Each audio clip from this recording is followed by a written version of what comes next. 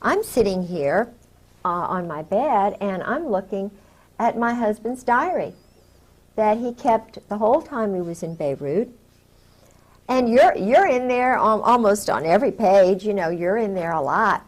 And you're going over to Cyprus and Rome, and you're, you know, getting money for weapons, and, you know, and then they're going to Tel Aviv, and they're doing this and that.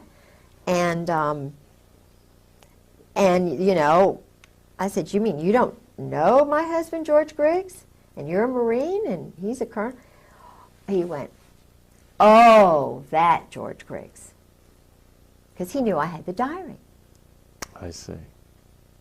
Then he said, oh, Miss Griggs, let me call you back. Let me call you back. So he had to confer with General Sheehan, General Joy, General Gaiman, General Hartzog, and his little cabal, particularly General Gray and General Krulak. So he called me back, and he was just like a little puppy dog. He said, oh, Miss Griggs, I'm going to be in Norfolk on the, let's see, the night of the 5th, 6th, and 7th. I'll be at a Morale, Welfare, Recreation meeting at the Marriott Hotel, and I would like to meet with you when I get there. You know, I'll be getting in around 5 o'clock, and I could we could go to dinner, or you could come and have breakfast the next morning. We could eat, you know, blah, blah, blah. Or 11 o'clock, you know, now I have to speak at this luncheon engagement. You're welcome to come to that. Or we can meet at, he went through every hour of the whole time.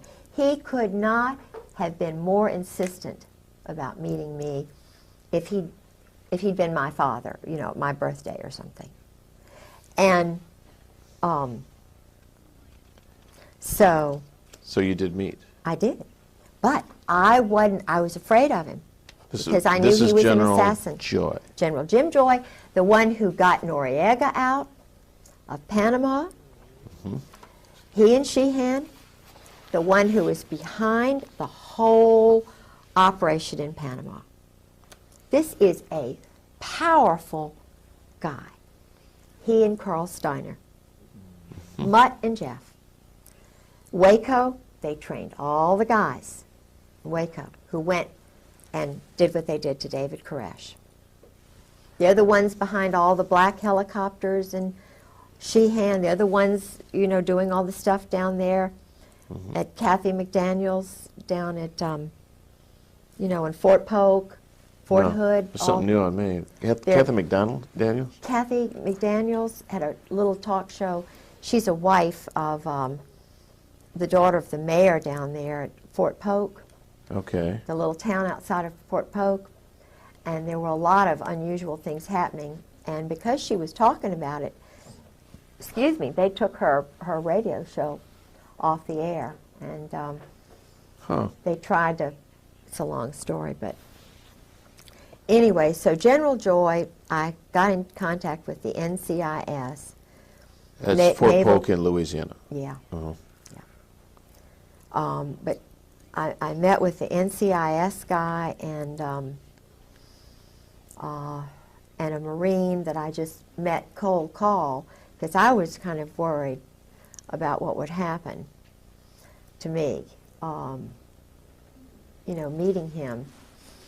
So may I go to the ladies' room? Certainly. Matter of fact, Steve suggested that we break. I've had to sort of go to the late. That's why I've been sort of antsy. Steve suggests we break at 5 after, and I think it's a good idea. Let's break and we'll pick up. Right, we're just a little bit of a recap here. All right, a little bit about your background, about the psychological profile these guys look for. Let's see, we've discussed the diary.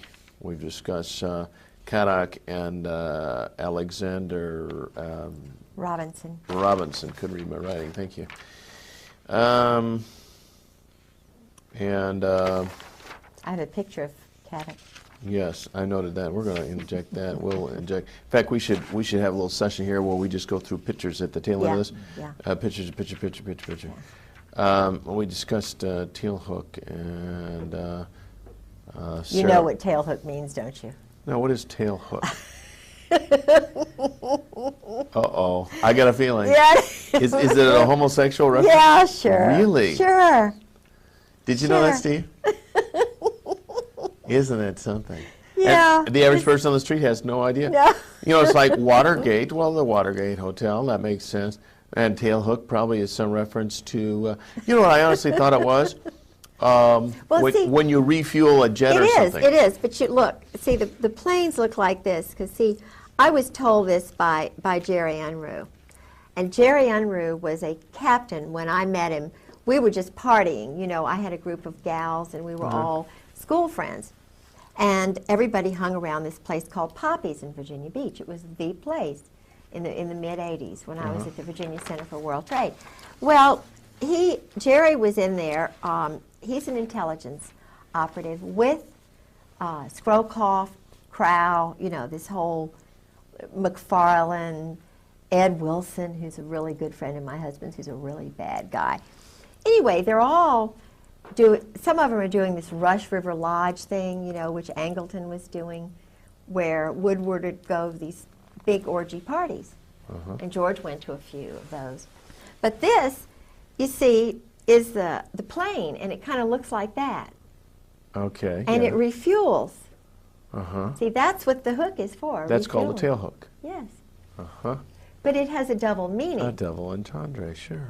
Because and I went to the preceding show 2 weeks ago, and they had the tail hook booth, and I have some stuff, I don't think I have it with me, but tail hook souvenirs, because they are really trying to promote that, you know, the charitable function of that organization. Yes, of course.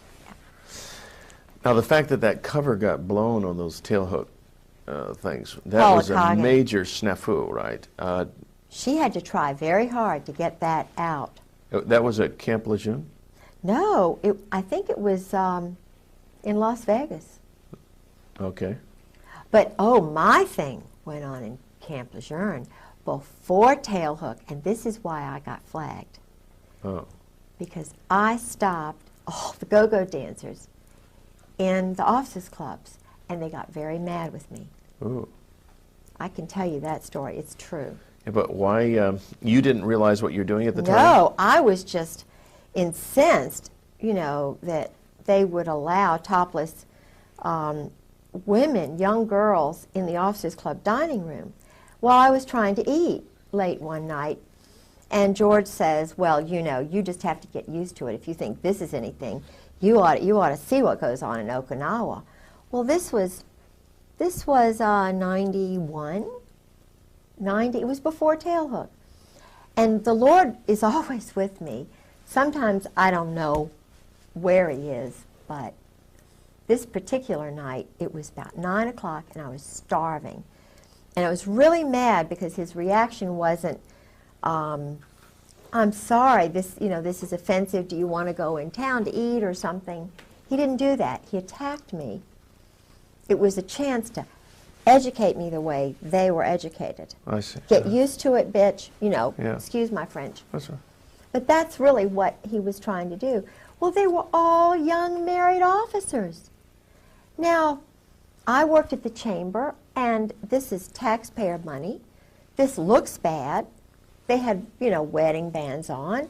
And one of the guys, two of the guys goes out with one of the girls. So I'm going, after having said, don't you see anything wrong with this picture? And getting no background. I thought, oh, boy, I've got a camera in my pocketbook. I am going to see Marty and Oogie, my old roommate from St. Mary's, little Episcopal Junior College in Raleigh, North Carolina. And I said, whoa, little Lucille Ball comes out. And I just kind of grabbed that little camera with the flash, and I get me 3 little flashes of scattering people. So Just light. because the camera's going off? Yes. So that said to me, it proved to him, God, truth is light, light is truth. You know, hey, this isn't, I mean, God proved it. I didn't do it. I didn't argue. I just took pictures. They scattered. Then what happened? What happened to the pictures? Well, he tried to grab my camera. He? My husband. Right. But there were still some men in there, you see, and 2 of the girls. And they were looking at me like, you are, the girls were probably thinking, oh, you know, but the guys, they saw older colonel, chief of staff here, wife. It was bad from the perspective of me being a wife, witnessing this, being ordered to shut up. So I took the camera when he wanted to grab it from me, and I went like this. I mean, it was real battle time, major. My brother was a championship wrestler, you know, and I don't know anything about holds, but I knew this was self-preservation time. And I just said, well, I'm going to the ladies' room, huh? Yeah. So I went to the ladies' room, and I hid the darn thing. And he wanted to know where it was. We had a major battle. But the end thing that happened was I wrote a nice letter, found out the name of the manager of the club, because I knew protocol. I knew you can't go and just really mess everybody up. And I sent a letter saying, is this normal to have it, to the club manager. But I sent copies of the pictures and the letter to the wife of the general commander of the base and the wife of the commandant. Oh, man.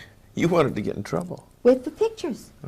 No, I mean, Oh, you thought you were gonna, helping the wives. Yeah. The wives, at this point, no doubt, are privy to all this stuff, right? Yeah. See, I thought, in the real world, this is what you do. Somebody... But what happened was I went home, and the wives were meeting there, and I told them what I had done, and Carol and Milla said, oh, no, you didn't do that, did you? George won't get promoted. You know, he was trying to make general. But Louis Buell had already died. He wouldn't have made general anyway because of Sue. I already found out about that. But I didn't know that at the time. So, but Charlotte Moore, whose family are better educated, and she's kind of the leader of the pack because she's more rational than the rest of the wives. She said, Kay, thank you very much. We appreciate what you did for us. And then all the rest of them kind of, you know, they're like little puppets too. But then I found out from Brooks West that I was flagged. That General Gray had me marked as a troublemaker. Gotcha. So after that, no more stories while he's drinking. You know, it was a very, he was having to balance them and me. You know, he was, I think he was challenged by me because he, you know, he knew that I was a free spirit. He didn't understand Christ. He didn't understand what my boundaries are, but because he was a little bit intimidated by my sense of freedom and my, you know, openness, which comes from a complete understanding of where Christ is in my life, you know, and I follow in his footsteps, but I'm a free spirit because I'm created independently, as we all are, and my husband never had that ability to be free from the time he was a teenager. Because early on he was made captive to these other matters, the homosexual counters and the shame that brings and the control. So he was a bent twig early on. Yeah, and he had the Saudis were beginning to pile into Russell House at the Hun School in Princeton, which is the school that my husband was in for 4 years on scholarship. He never saw his parents in 8 years. Now think about this. His parents were shipped to California, I believe strategically so that they could control his mind. Okay. He was too poor to fly out there. I think he did go one time when he was ROTC on a flight that took him forever and a day to get out there. But he had an uncle later on who bought a house in Princeton when he was in college. So he had a little bit of nurturing. And this uncle became his father. Okay. And this uncle's two sons and the next door neighbor became his wife. He knew he had to marry because of what he had gone through, and it was, I think, so shameful and so hard on him that he married right at graduation day, practically, from Princeton University, where he had 4 years in ROTC. And he was in the Cap and Gown Club, which, as I mentioned before, is an intelligence sort of football kind of scholarship club. But what's interesting is my uncle, who was in intelligence, Ben Delaney, went through exactly the same hoops. I was thinking, you know, when I met my husband, this is, and it probably was God in many ways, but I thought, isn't it amazing that Uncle Ben, who was the football quarterback star for Princeton, the one year they won the whole national thing, he was, he went to the Hun school. His father and mother were both killed, or something happened to them. And I think they were a fairly well-to-do, prominent family. He was handsome, wonderful, just a neat man. So he went on scholarship to the Hun. And then, and he went in, it was crew and all these other things. He was in Cap and Gown. He was, he played on the football team. He wasn't a cheerleader. My husband was a cheerleader. But they were in exactly the same pattern. ROTC scholarship. They left ROTC. They were dependent on the government, on the intelligence community, you know, selling weapons to whatever country. I know the country, but in other words, they were doing work for the joint under the table all these years. Okay, and directly under whose instructions to sell these weapons? Do you know that? Yeah. Okay, who would that be? Well, it's the Israeli Zionist group in New York. Mossad? No. Well, what would yeah, but everybody thinks Mossad, like they think CIA is just a bogus sort of thing. It's really Army intelligence that does just about everything. They run a lot of the psychological profiling, which is done at Quantico with the FBI. It's all a very small group. Harvard professors connected with, you know, the Tavistock and Dar es Salaam, and there's a sexual perversion group in Vienna and one in Colorado. I think that little girl was part of that experiment, you know, who was John murdered. Benet Ramsey? Yeah, yeah, because I had some... Well, you know, that raises an interesting point, because here's a high-profile murder that goes nowhere. No investigation, nobody's pinned.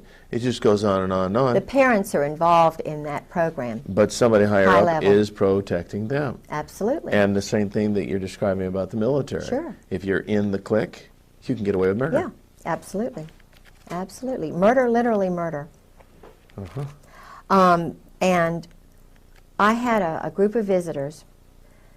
I used to be set up by the State Department, my husband, who had power in the State Department through both Caspar Weinberger and, well, his whole crowd. I mean, Caspar Weinberger, George Bush, Colby, Casey. My husband was in that clique. He was in the Princeton Marine Corps clique. Rob, Warner, you know. You're talking about Senator Rob. Yeah, they're all Warner. Marines. Pat Robertson, all 4th Marines. I mean, they're all involved in this. They know, they're running everything. Now, you mentioned Pat Robertson. You're talking about the 700 Club, Pat Robertson. Yeah, there's a power thing there. And it's all male, it's all white, and they know the murders are going on. They're surgical, they're strategic, they're political. But what I was going to tell you is I was used because I was the most gullible in high school.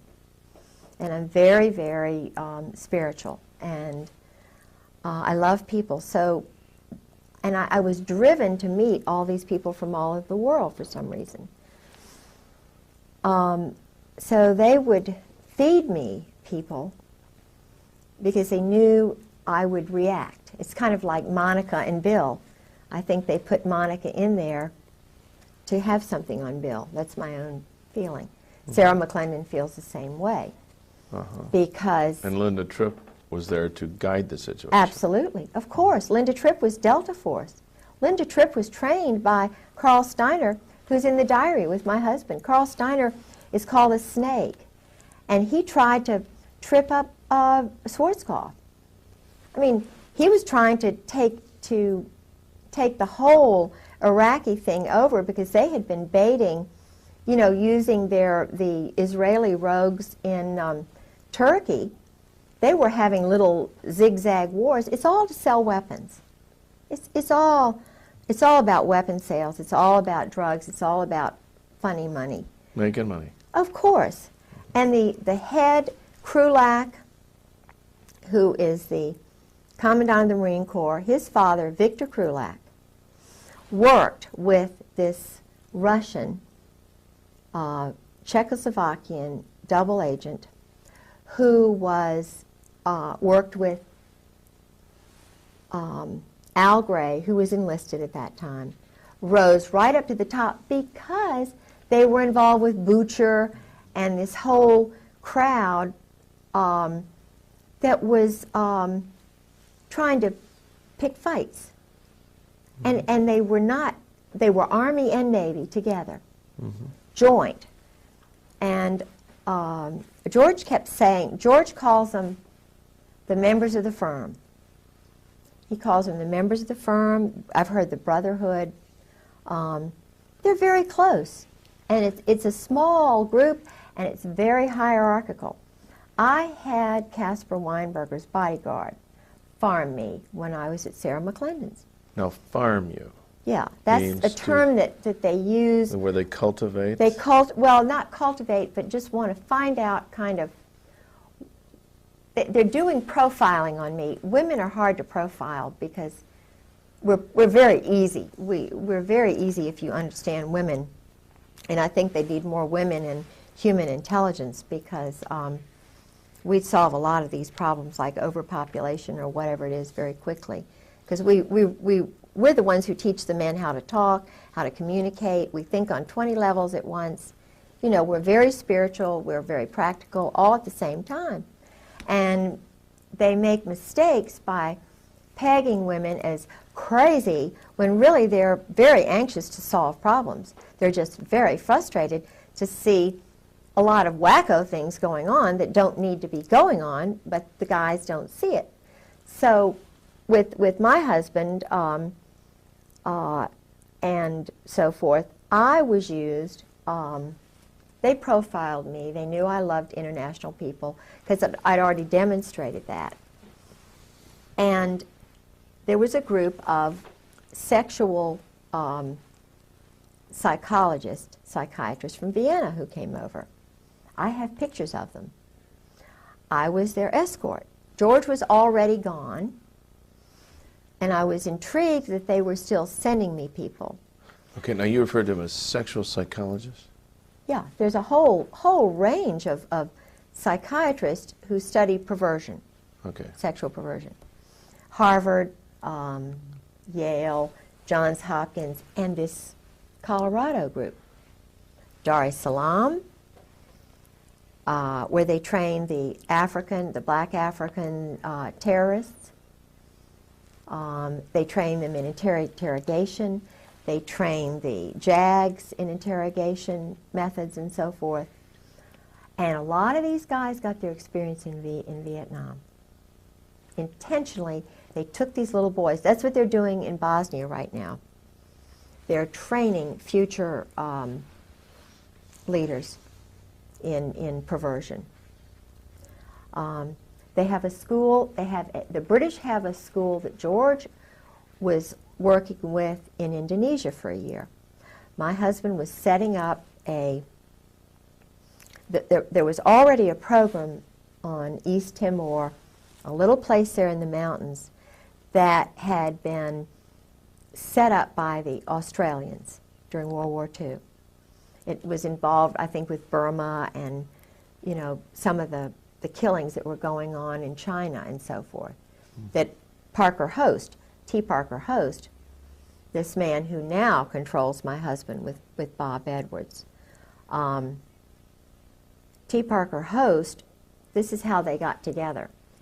T. Parker Host, I knew when I was the assistant director of the Virginia Center for World Trade. I was the first woman on the board of the Foreign Commerce Club. I was very involved politically, and I was having a ball. And I met T. Parker Host through someone else. I was the chairman of a board of all these international shippers and brokers. I was just a, you know, sort of a glorified secretary, public relations person. Now, T. Parker Host was the Finnish consul and at one time he'd been the Norwegian consul, the Icelandic consul. I thought he was a really nice guy because he was outgoing, he seemed Virginian. I didn't know that much about him. But it turns out he has one shipping agency when I meet him in '85. He knows my husband's profession instantly because he brags about being with the mobs. The mob runs the port of Norfolk. I mean, it's terrible to say, the bankers, and then they have I can't say that. You can't say what? No. The ports are run by, it's a homosexual hierarchy. Okay, it makes, that's not objection. Well, okay. And in Norfolk, it's Walter Chrysler, Phil Hornthal, you know, they have the rich ones, and then they get the little ones in by introducing them to the big guys. It's like George met Einstein. Einstein was in that little ring that the Saudis were in. It was a very elite. No, you're saying Einstein? Albert Einstein Okay. was in that little Princeton ring before he died. And Okay. George, they partied together. Anyway, so the Norfolk crowd runs the port. It's very organized and so forth. And I knew the person who was running the Maritime Association shipping agency, very nice man who was that way. But I didn't know it, you know. I went out with him. I like him very much. I mean, he's a very nice person. But And completely homosexual. Completely. But he liked me, and I thought he was wonderful. Many homosexuals are very he's engaging a very, people. very nice guy. Well, his best friend was T. Parker Host. He lived with him for a while. Well, I didn't think anything about Parker because, you know, he'd been married and had a couple of sons, and I thought, well, you know, this is just a guy who's moved away from Newport News for some reason and settled in Norfolk. I thought it was unusual. He didn't have any friends. You know, I didn't know. But it wasn't because of that. It was because Parker had some questionable associations with mob figures, with assassins. He was in the Burma Special Operations Command. He liked living a dangerous life, and he bragged about it to others. My husband and he gravitated to one another. And I thought it was wonderful because my husband didn't seem to have any friends. So I sort of fixed him up with Parker. Well, Parker's the one who did me in, you know. Parker plotted, and it's a long story, but basically, and this sounds petty, but I wouldn't go out with him. And I'm not saying I did anything that was, it's just that he wasn't my type. Mm-hmm.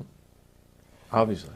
You know, well, I mean, not, but he just was, he's boorish, he's loud, he's kind of rude. So you're saying even just in a social context? Yeah. So what happened was, because my husband is so close to Bush and McFarland and Scrowcroft and all these guys, Parker starts getting in with my husband's friends and cultivating them. And he goes from having one shipping agency to dotted all over the place. He goes from being a Democrat in petty little Virginia politics and being the Icelandic Finnish consul to having big shipping deals going through Iceland and Finland and Norway. And my husband's setting up deals in Moss, Norway, which I was the president of the Sister City Association. I was being used while my husband, while they were setting up, you know, shipment places, transshipment places. I mean, I was witnessing all of this, and it all came back to me, just boom, like that. But Parker, it was so interesting. We had a hearing. I had a hearing with my husband. That very day, George Bush was in town. My husband was in town. My home was broken into while I was in court. Very strategically, I was called by a Marine colonel named Jack, who is very involved with the maritime shipping business, and he knew that I know a lot about that. He called me and invited me as a guest of his to attend the George Bush huge banquet with John Warner while my house was being robbed. My car was sabotaged that day. And guess who introduced George Bush? T. Parker Host. Now, he made it to the big time. You know, Alexander Haig is another one. You can help yourself to any coffee or anything out there. Yeah, he's a friend. Alexander Haig, he rose from nothing to top dog just overnight. That's because he's in the club. Oh, of course he's in the club. Now, how he's in the club, you see. Now, all these guys. Henry Kissinger, Heinz Kissinger. Oh, I have a story. Oh, we all suspect Henry's a queer. Oh, yeah, I have a first-hand story from Bob, who was there in Cambodia with Heinz. Okay, you call him Heinz. Henry. Yeah, okay. Heinz. His real name is Heinz Kissinger. Okay. We'll straighten up. We got a light that fell down, boys. Did you notice that? We got to be alert to notice all these little things. And that's very hot, by the way. Haig was an army. Just a second. Let's get this straight here, because that is a hot light, and you'll burn your fingers if you don't touch it. By the way, as long as we're kind of in an unofficial break here, did you have to read my note while I was writing it? See just part of it. When I was writing it? Or only when I held it up? When you held it up over here. Okay. I made an adjustment. Well, I was starting to write. I wrote, widen her a bit. And then I looked up. Well, lo and behold, he's done it. So I thought, well, maybe he could read this over my shoulder. That's cool. And then... Oh, you saw it and interpreted. I've seen you. You could read it from here? Oh, that's cute. This is, oh, y'all are wonderful. What a team. And then what a team you are. You could, thank you. Yeah, okay. Actually, all you got to do, if you write it, just tip up a little bit, I'll... Okay. Because the thing of it, when she's illustrating something and using her hands, well then, seize on that and open it up so that we don't lose the lower part of her hands. You know, not far enough down to where, you know, strategically we get out of focus, but just, that's cool. All right, we're back, and this is good. Let's go back to... See, we want to talk about Henry Kissinger, but also I introduced the idea about George Bush. 3, 2, 1. Now, so George Bush, I mean, all these people rise up through the ranks, the same club. Right. No wonder, you know, I saw a little TV clip one time where a reporter was asking George Bush and others about the Order of the Skull and Bones. All these guys were shocked that somebody even mentioned the term, and they they just would not discuss it at all. Right. And the reporter said, I understand that as part of the oath, you don't discuss it. And George just flat out said, it's just not to be discussed. And that was the end of the subject. Now, that's because, I mean, if this really got out, that these guys are all inducted because they've got some kind of homosexual thing on them. Indoctrination. I mean, or induction. They have to do that. Yeah. They do that. Yeah. Even in if a coffin. And it's even now coming into the military totally. The chiefs do that. They put them in the coffin. They do the bowling ball trick. Okay, you're going to explain this. What happens when you get in the coffin? Why do you get in a coffin? Oh, they get, when you get your eagles, that's a German thing. Okay. You know, it's what the German high command did, and most of them, you know, had the boyfriends and stuff, the Krupps and all of that. It is a German thing that they say goes back to Greece, and it's all the male marine-looking men that they do it with. See? So now the chiefs have to do that. What they do is they get, George said it's like a zoo. They get everybody really drunk, and they sometimes call it dining in. Shellback is another time that they do it. Not everybody does it, but the ones who do it, if they're young, they get right up to the top. It's a... Okay, well, what actually do they do? They've got a coffin, they get inside anal this... sex. Oh, that. They do... They put them in the coffin, and they do things. Okay, they perform things on each other? Yeah, while they're all around there going drunk. I see. So there's a guy in the coffin. Yeah, and he's the one who is the recipient of all the acts. Right, right. Yeah. Probably safe to conclude these are oral sex acts on this guy or something like that. Okay. Yeah, oral and anal, whatever. Yeah. But what's the significance of the coffin? I don't know. It's the mystique about the skull and bones and death. What's interesting is now the young SEALs, Delta Force, the ones who go from Army to BUDS, the BUDS training SEALs, BUDS is the emerging SEAL group. Oh, I see. They're budding SEALs. Budding SEALs. I see. And they have to break into houses. Their training exercise is to break into civilians' houses. For practice? For practice. They broke into my house. When George and I were first married, I had many underwear. You know, this is terrible to say, but lingerie. I had lots of, I didn't buy much, but it all disappeared. And then when the psyching was beginning, I had white blouses, but they would all have black dots on them. I'd say, George, here's another blouse with a black dot. It was just a little message? This was somebody's message, Or I would, after George left, it was batteries in a drawer. You can't tell the police I opened up a drawer where I had 6 batteries, and now I've got 50 batteries. They're going to say, well, of course you're crazy, And I started my little sob with a screwdriver. And, I was always looking around for screwdrivers. Well, one day I come home, and there are about 12 screwdrivers on the table, neatly placed. Well, you can't call the police and say, I've got 12 screwdrivers, You can't tell people that you've got black dots on all your white blouses. Your shoes are disappearing. And then, this is really, I called the police the first break-in, which was the night of March the 4th. The night before, I went to see General Joy at the Marriott. Yeah. Well, I had already called the police when I was battered, because I was just bruises. I made O.J.'s wife look like Marilyn Monroe. I mean, you talk about. And I was doing this because I thought it would help him, have 45s put to my head, and he's laughing. He'd strangle me and put his finger on my jugular vein, and he'd just say, now don't you dare move, Or I'd be lying in bed, and he'd do a jap, where he'd just push me off the bed. You can't believe what horror I went through to try and get this man to understand what Christ's love is about. People say, oh, well, you should have left. Well, I took my marriage vows seriously. I knew he was injured psychologically by the war, by whatever he was made to do.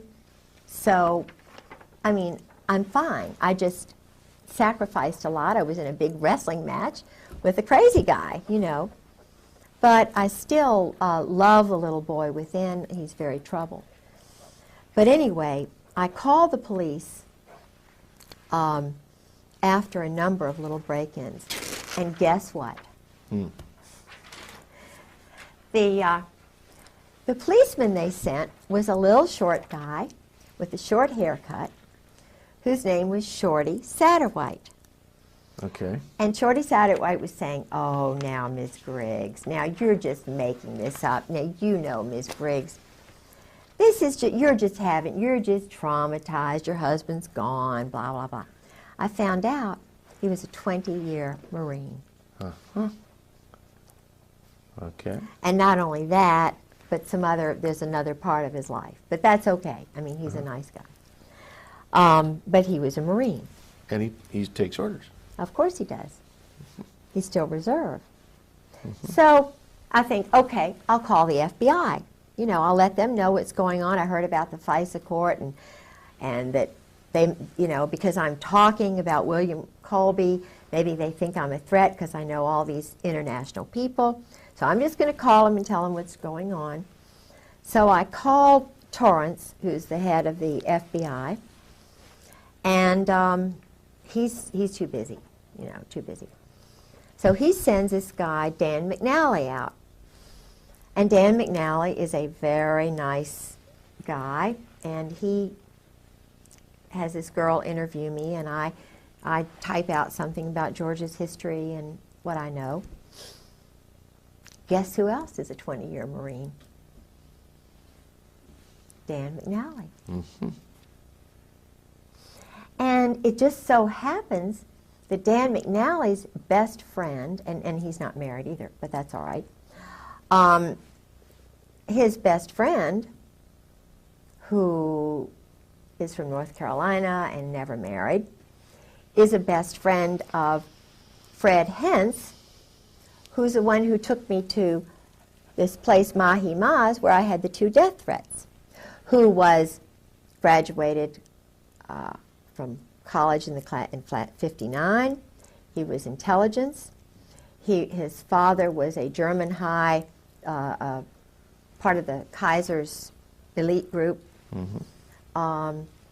He was NATO colonel, which I thought was pretty neat, and that's why they knew the profile. Kay likes NATO people because she's going to learn a little bit about another culture, you know. And I'm not saying that because his family were high command, but he was also an existentialist. And okay, and again, for our viewers that may not know the term existentialist, you mean? An existentialist, according to my husband, which he is one, Fred Hentz, all of these people are existentialists. They believe in doing whatever it takes. It doesn't matter what the law says. They will do anything necessary to get what they want politically, and economically, and whatever. In other words, killing a leader, killing 5 people, killing 20 people, according to George, is a lot better than war. This is the way they rationalize it. You didn't used to kill women and children in war when the British Army, when they were pure kind of, you didn't go out and kill. I think Dresden, they did do some of that, but that was Walt Whitman Rostow and his crowd. And he's a very dangerous man, because Walt Whitman Rostow is a communist. Okay, and in what capacity is he? Oh, he was one of the wise men in Kennedy's administration. I think he was probably responsible for the movement that got Kennedy murdered. I believe it was an Israeli group which did it with some of these rogues. Okay, now when you mentioned wise men, is this an insider term? Wise men, yeah. Kennedy's wise men were guys like you know, the Harvard crowd. And he was trying to bring them in to change things around a lot. Uh-huh. Walt Whitman Rostow was the one who got us into the Vietnam War because he wanted to sell the weapons and stuff. He and Victor Krulak, who is the present commandant's father, Krulak was his lackey. Walt Whitman Rostow's lackey. Walt Whitman Rostow went with Taylor, General Taylor, and wrote the report that got us into the Vietnam War. And all the time that the Pentagon was saying, no, no, no, no, he was a cheerleader for the weapons sales. He and Henry Kissinger, Heinz. He and Henry. Walt Whitman Rostow, Eugene Debs Rostow, these were communists, named for communists. Eugene Debs Rostow and it's either his son or his other brother, runs the big Boston mob, the port there. His name is Nicholas Rostow. With the Weld, you know, with William Weld, they've done all that drug business in Mexico for years. They had that Russian, you know, the one who was murdered by the assassin, Ramon. You know, he was a competitor, Stalin's competitor, and he escaped. Very famous Tolstoy. Okay. Mm-hmm. Tolstoy became a Christian at the end, and you can't become a Christian. That's a death warrant. So they killed Tolstoy because he was becoming too, I think, now I don't know the whole story. There's probably a lot more to it, and I just, maybe I see completely the wrong picture there. But Tolstoy was murdered by this same Parisian, Spanish, Czechoslovakian, Georgian, Russian group, Okay. which are all part of the former Abwehr. All right. We've got to stop. Tolstoy is not the correct name. I know who you're talking about, but I can't think of it. Tolstoy is a writer. A what? He's a writer. He's a Russian writer. But the guy you're thinking of was murdered in Mexico. Yeah. It's not Tolstoy. Okay. What was his name? Nice little Jewish boy. Good. It's a good point to bring this up because if we can correct that name, and don't go that wide. When I'm talking about going wide, I'm not talking about going anywhere near that wide because we got all this junk over here we don't want in the picture. Are you sure it That wasn't is Tolstoy? I think plenty it for- was. He's a writer. That's just plain for. I know he's a writer. Sorry about that. This It's guy- okay. I know. This It's guy okay. was You're learning. the right-hand man of Lenin, and he defected and went to Mexico. Right. He went to Mexico and murdered him. I think it was Tolstoy. It could be two Tolstoys. No, Tolstoys. Tolstoy is a very famous author. You know, I think of Trotsky. Oh, yes, you're right. A. Oh, got it. Let's correct that. Oh, thank you.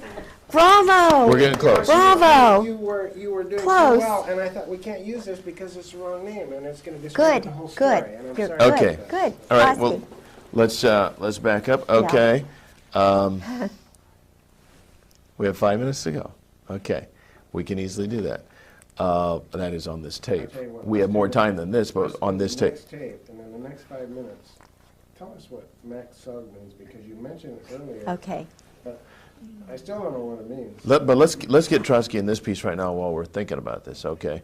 So let's pick this up with. You were saying about. We were talking about the Wiseman. We were talking about the Rostos and William Weld in Mexico and the involvement of the Mexican government. And it's not Tolstoy, it's Trotsky. Okay, hold on a second. Won't even necessarily mention that because that will be completely clipped and edited. So just go ahead and tell the whole story, but use the name Trotsky. All right. Okay, so Yeah. go ahead. Here we go. This group, which was run out of Paris, is still being run out of Paris, this revolutionary terrorist group, which is controlling these Marines and Army Steiner's group. They all operate together. the man who started all of this program during Vietnam used communists who were in the Spanish communist movement.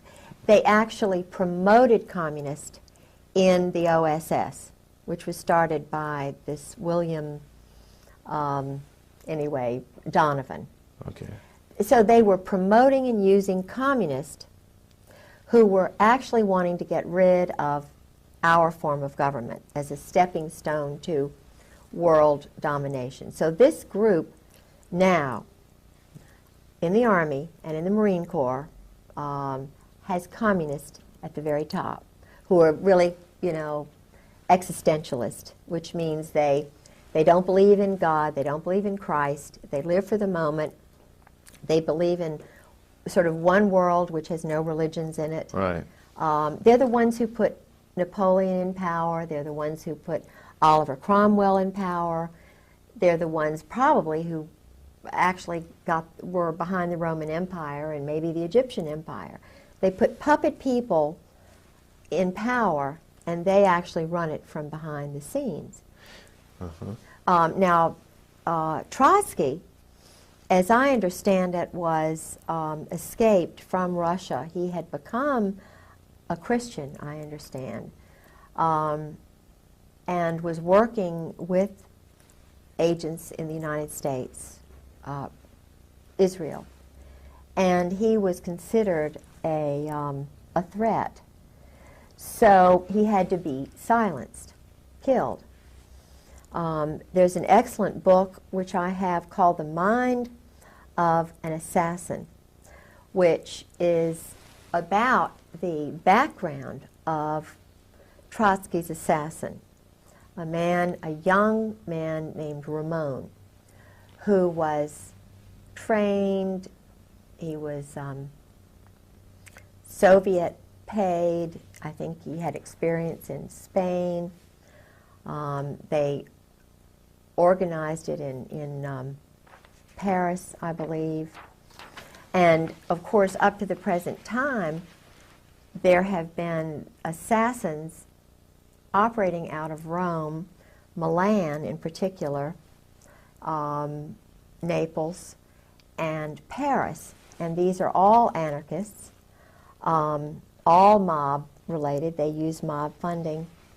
And of course, drug money to pay for the weapons, which are brand new weapons. The Bosnia Bazaar, this is the reason we had the war in Bosnia. The war in Bosnia is simply a stage to train assassins, to be a market for brand new weapons, to be a marketplace so that the drug money can be used. And the Army runs the whole show. It's totally run by the Army. The CIA is a bogus thing. It's Training and Doctrine Command. It's NATO. It's SHAPE. Supreme Headquarters Allied Powers Europe, started by Eisenhower. It's a totally independent corporation. Its main function is to sell weapons and launder money. You're talking about CIA? No, No, I'm talking no. about SHAPE. SHAPE. Okay. CIA is kind of bogus. I mean, That's just there. a trade name for the media it's to to confuse use. us. It's just to get us off the track. It's all being done by Army people who are now joint, because the word joint comes from the group that brought over a lot, and a lot of good people came over, but they came over illegally to kind of escape Nazi Germany and stuff. I don't know that much about it, but I do know that the funding organization, one of the funding organizations was out of New York, and it was called the Joint. And Meyer Lansky, see, our mob, the organized crime, the Jewish Kabbalist group, who don't believe in God really, well, they do. They look at God as a Kabbalah kind of thing, and the opposite of good is bad, and they have to get rid of all the good people and kill them, and then I mean, they really do this. They're killing people who are good on purpose, and they get brownie points with their little cult.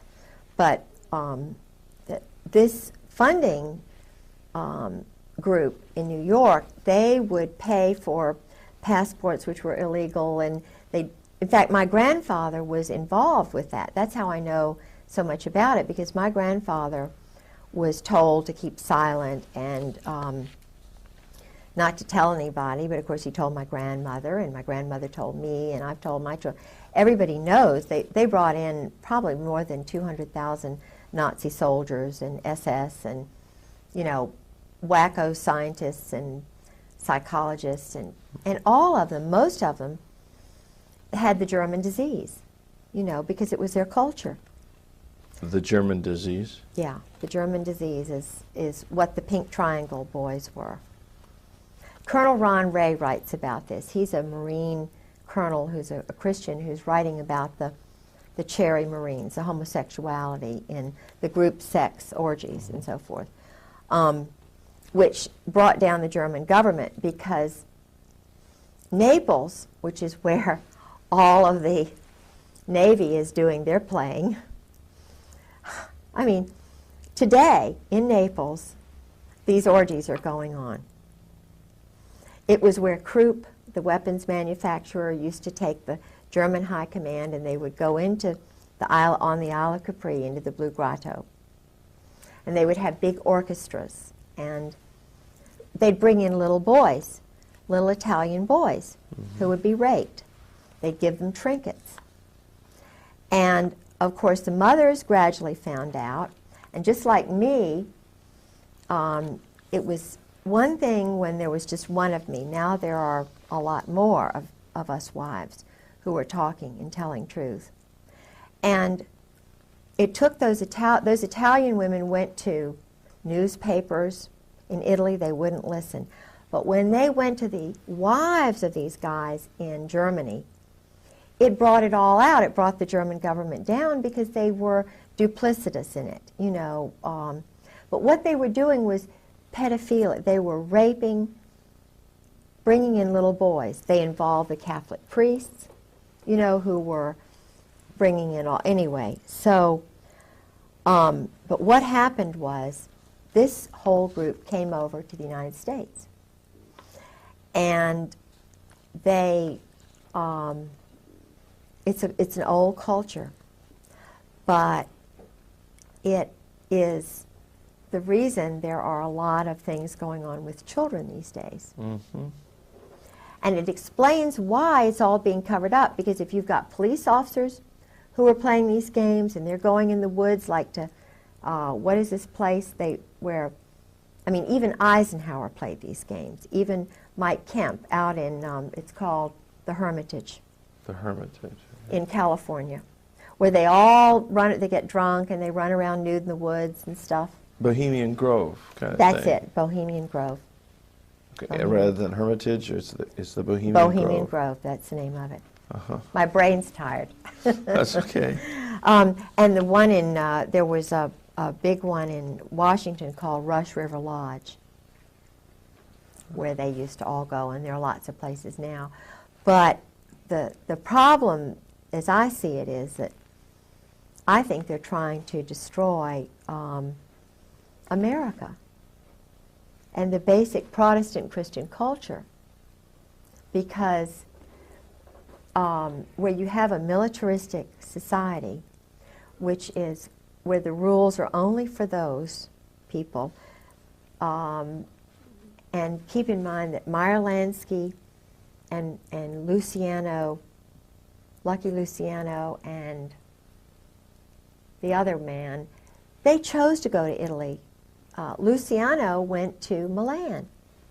He wasn't banished to Naples and Milan. The two top mob families went there because of the weapons industry. They're selling weapons. I mean, that's what the military is doing. It's totally controlled by the mob. Look at this.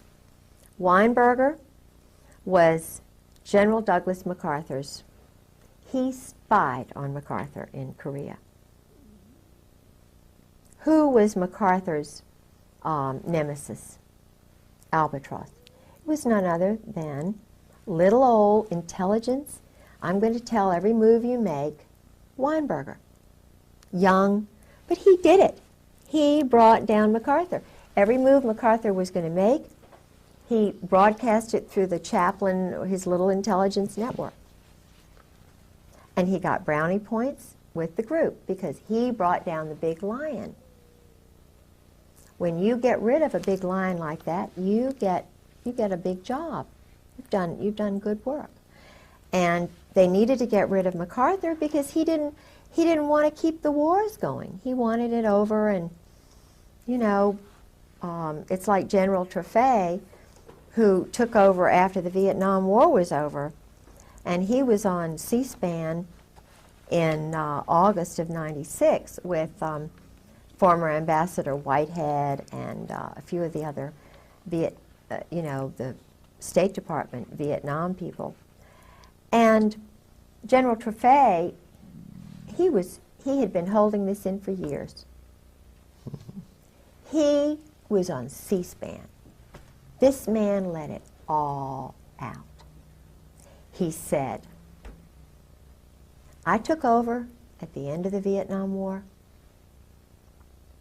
I was in control, right? Big general charge. So I say, cut off the shipment of weapons. So I tell the Pentagon, cut off the shipment of weapons. He said, I got a phone call from Henry Kissinger saying the weapons are going to continue at the wartime rate. Sure. Now, that's when all this stuff with China started. It started before then, because already the communist agents, the New York, Brooklyn, New Jersey mob, were already training Mao. Mao was trained in Paris. So was, the one in Cambodia. What's his name? I can't think of his name. The one who was Pol Pot. Yeah. They were homosexually, bless their little hearts, by priests. They were wonderful little boys sent there, turned, which is the word, when they believe their mothers, and then all of a sudden the world's horrible, and then they have these wonderful friends who are going to make them leaders. Yeah. They're turned psychologically, and it's a pattern. And so this is why it's so important to know what they are doing to innocent little boys in the Army and the Marine Corps today. Why? Why are they having them go together in groups and strip nude when they're brand new inductees? Uh-huh. Why do they do certain things in public, in front of the group? And Well, they even do that during the pre-induction physical? Yes. I mean, and they also have the doctor. that's why I didn't want to go in the Army. I knew there was something. Yeah. But they also turn around the other way after doing that. The other way, and they're upside down. And they do this anally. Uh-huh. Now, why do they do that in public? Why are the urinals all out in public, without separate stalls? Yeah. If they're not promoting this. And then why is it that the ones who are this way rise up faster than the ones who don't? Because there's someone there noticing Yeah, sure. those Sure. who are Vulnerable. vulnerable. I was going to say rising, but that wouldn't be quite They're appropriate. called rising stars. Rising stars. Rising, that's the word the State Department uses for those who are controlled. And when I was volunteering with the State Department as an escort in Virginia, I had this group called, I thought it up myself, VIVA, Virginia International Visitors Association. And I tried so hard to get to be a part of the State Department family. But I'm a Christian, see, I'm a Protestant Christian, and they don't want Christians in there. My goodness. I would have guests, and I would let them know I was a Christian and that I love them, and Virginia's a wonderful place. And Yeah. But I couldn't be a part of that. No. They sent me people, but I never was a part of it, even though I had lots and lots of dignitaries. Did you ever have any contact with Madeline Albright? No, I lived with Sarah McClendon for about 6 months. Mm-hmm. And Sarah is a Democrat. See, I was a Republican all these years. I was married for 21 years to a Democratic governor's grandson. It was an arranged marriage, and so I knew a lot of the high-level Democrats. Mm-hmm. Who were really sort of conservative. It's hard, you know, in Virginia, they're very conservative. So when I stayed with Sarah McClendon, I had become a Republican, you know. Uh-huh. And Sarah told me a lot of the things that were going on in the White House from her insider perspective, mm-hmm. which totally challenged my perspective on everything. You know, Ron Brown was murdered, for example. Sure. Vince Foster was murdered. Forstall was murdered. Tell you what, we're gonna break right here. Okay. Because we're just about out of tape, I think, on this in here. This would be a good place to pick up, though. Ron Brown, Vince Foster. I think Foster had a Marine Corps background. Is that possible? I think so. He may have. I bet he did. That would fit right in. Yeah. Oh, yes. Oh, yes, that would fit right in. Because Nussbaum's office was right across the hall. Okay, we can pop these tapes out, actually. Okay. And we're fresh with brand new tapes, the number 2 ones. Let's take a nice little break. All right. Let's talk a little bit about your husband would get into these drunken stupors, and he would start running his mouth and tell you everything he knew. Yeah. What did you find was some of the most stunning revelations that came? Besides the fact that he admitted he couldn't be a Christian and was an existentialist and explaining what existentialism meant to him, which was startling to me, the other parts of some of the things he told me, which really startled me and frightened me, was his attitude towards murder, which he said was not murder, because he said emotions are not involved. Mm. His cold, calculating view of the destruction of innocent human beings meaning nothing to him, having absolutely no feelings about ordering others to do that. Now, did he ever carry out some of these murders himself, do you think? Oh, of course, yeah. In fact, he told me about Malcolm Kerr's murder. Malcolm Kerr, who's that? Malcolm Kerr was a British double agent who worked in California. He was one of these joint, these intelligence operatives who worked for both sides. Okay.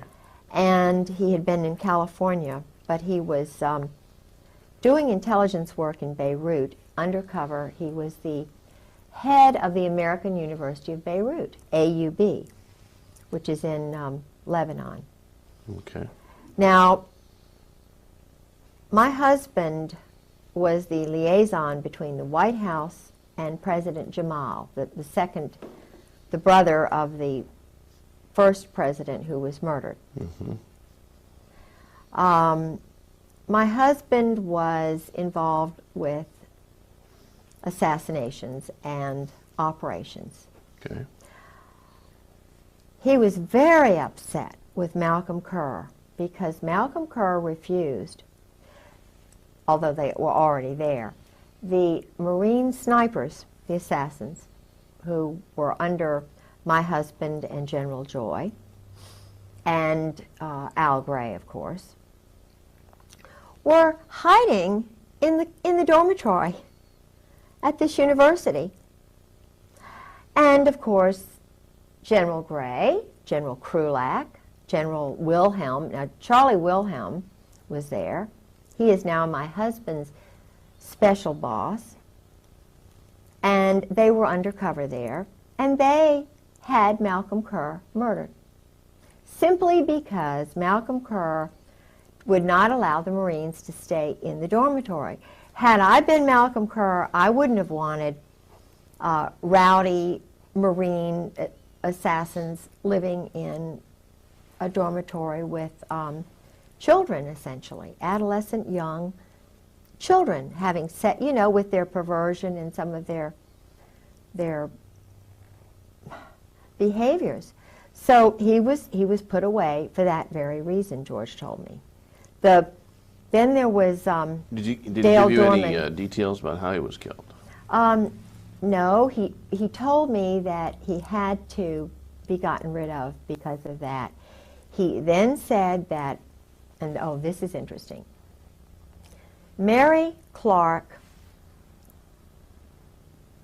Yost Halab my husband is handled by her. She is an American double agent who was put on my husband's case because she could handle him. They had an affair, of course, while my husband was first married.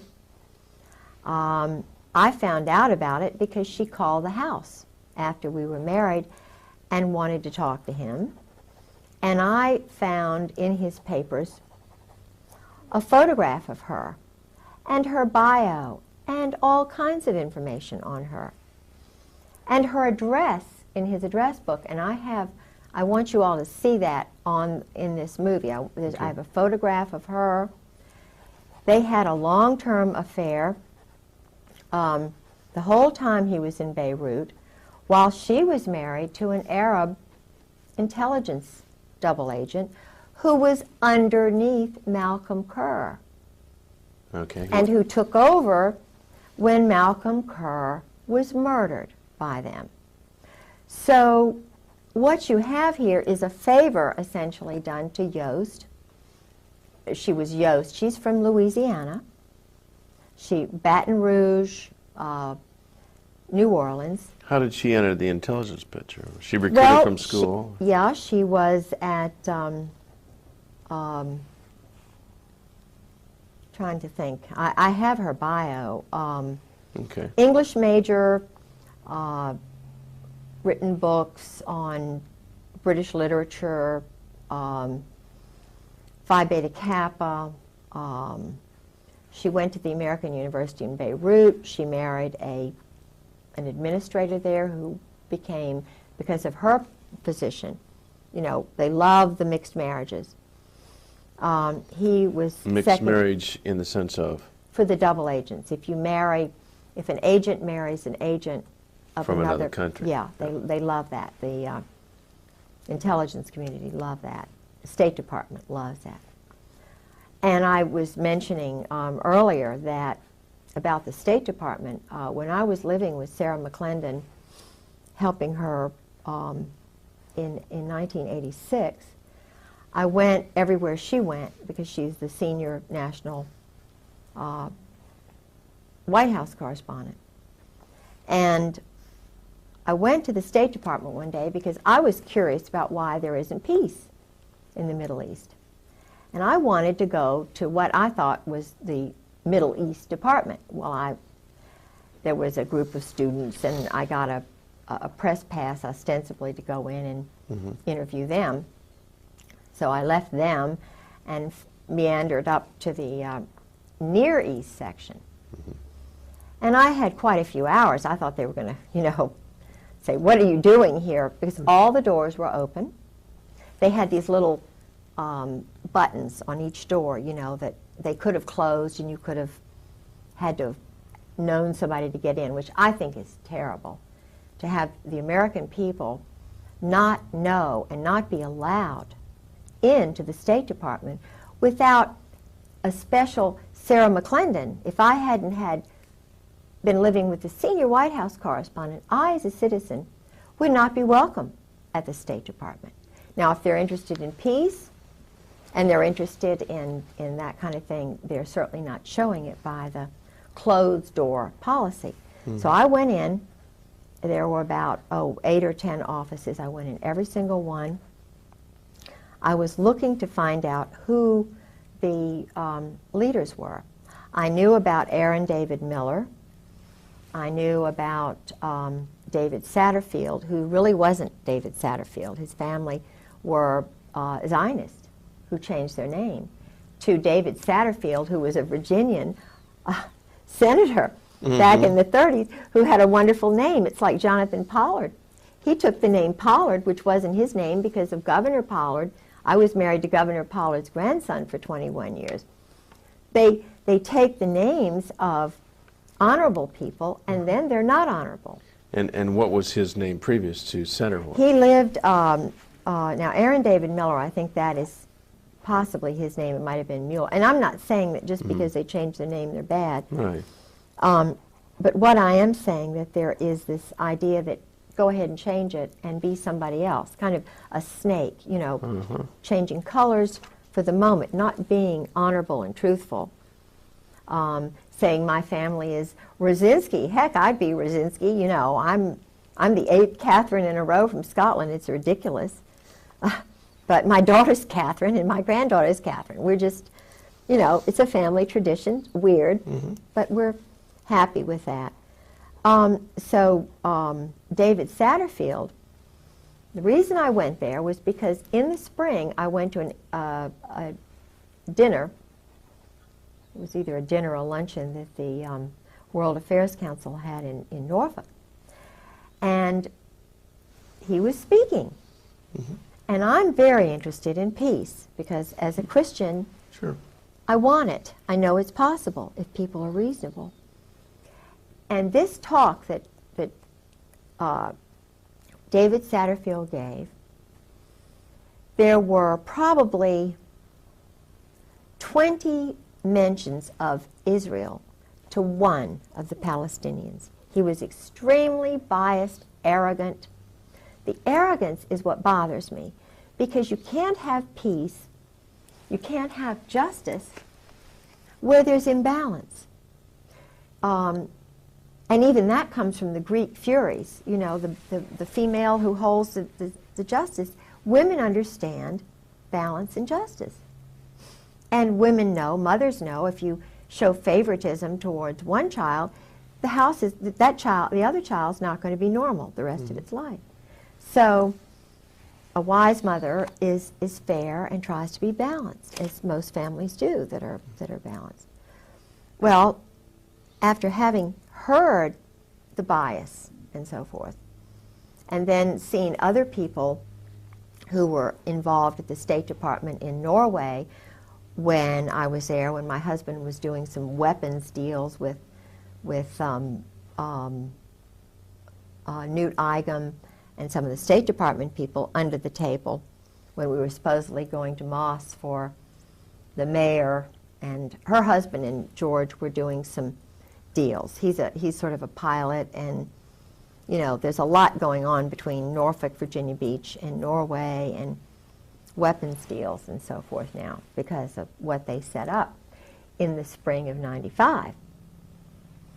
So I went into the State Department Near East section and found there was not one single Palestinian, not one single Muslim, religious,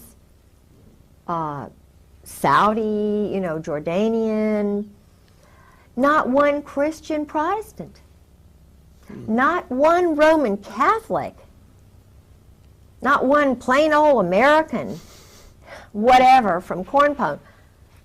Every single person in all of those offices were either Zionist, Israelis, whatever, and they had pictures all over the wall of Israel, Israel, Israel. They had magazines, Israel Today.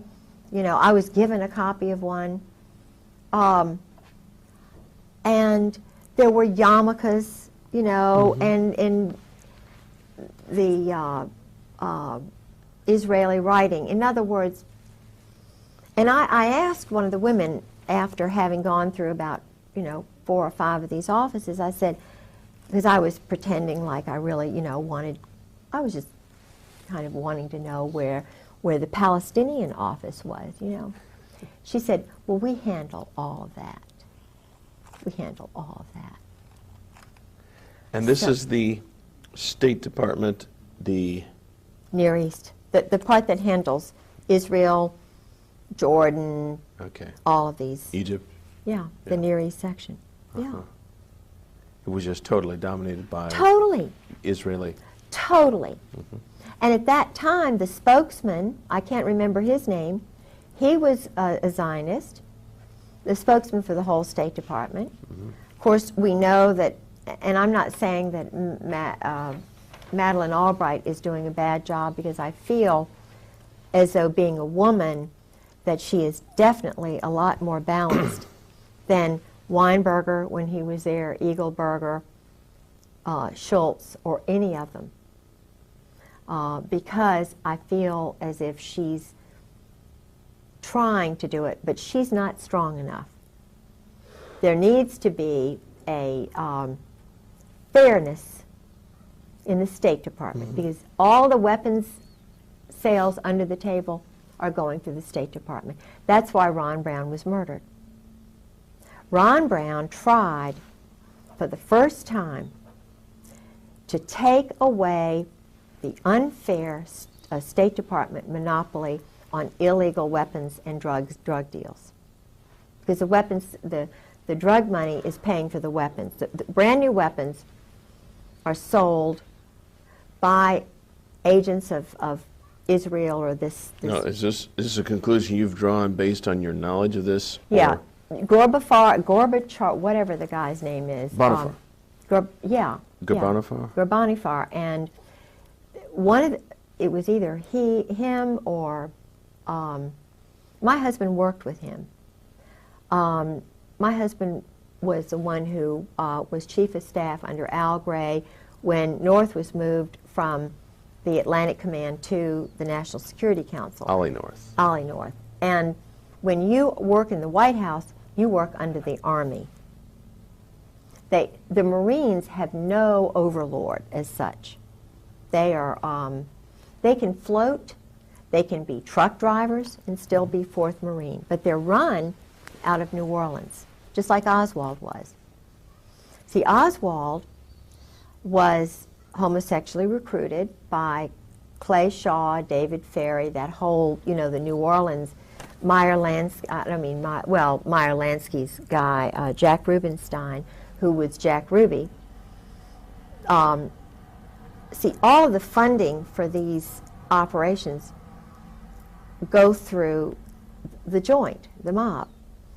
And Oswald's mother had moved to New York, and he had gotten under this Zionist psychiatrist. I can't remember his name. But he came down to check on him. He was brilliant, but he wasn't motivated. He wasn't told he was special. His dad died or whatever, And his father was a, I believe, a German soldier. But the point is, Oswald was a loner, brilliant, and a perfect candidate. He and my husband's profile are just, in fact, they almost look alike. And you mean their profile in terms of their background? Psychological not profile. Their physical profiles. Yeah, even they look a lot alike. Yeah.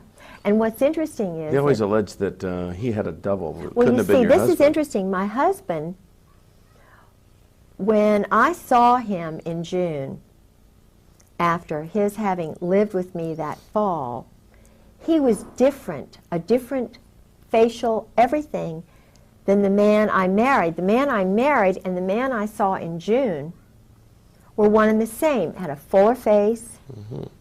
The mouth, the mouth was fine, but the man that I was with, and I know that I felt it was not the same person. Now, I don't think he could have gained that much weight in just a few months, because he was very thin, and you know it. Now I could be just, but women sense things. I don't know how to explain it. And I talked to a good friend of Marina Oswald's who knows that her husband was a patsy. And I talked to another woman in El Paso who was in the book The Widows, whose husband was a German, or rather a Czechoslovakian, whose father and two brothers had come over here as mercenaries, like all of these young men are still doing today. And the father sent for the little boy and his sister, leaving the mother back in Czechoslovakia. Evidently she had had an affair or something, but she was banished. I think they do this on purpose, though, because I'm finding that the boys identify with their mothers. They don't bond so much with the fathers, and they are their mother's keeper in that country. Now, I've talked to an Indian who had this situation, a little boy from Haiti, and a young boy from Romania. Each and every scenario was the same. The mothers were back there. They were given 5 years to become an American citizen, as they were mercenaries. They had to do things that made one of them cry on the bus. And he told me what was done when they did a hit. There was one man who did things that were just horrible, and he said, I want to get out, but I can't. And this is horrible, to put young men who are strict Roman Catholics, you know, they've got that background, and bring them over here and make assassins of them, or, in other words, to turn them in a 5-year period, and for the taxpayers to pay for this. These young men are training with SEALs. They may have a mother who's an American and a father who's French, so they can go both ways. And therefore, they're not under the laws of the United States, so they can go do the actual murders or whatever. And in Oswald's case, if you remember, he didn't have any problem getting into the Soviet Union. Right. And he went into the State Department on a Saturday. The man who saw him was a Zionist. He didn't even meet anybody else.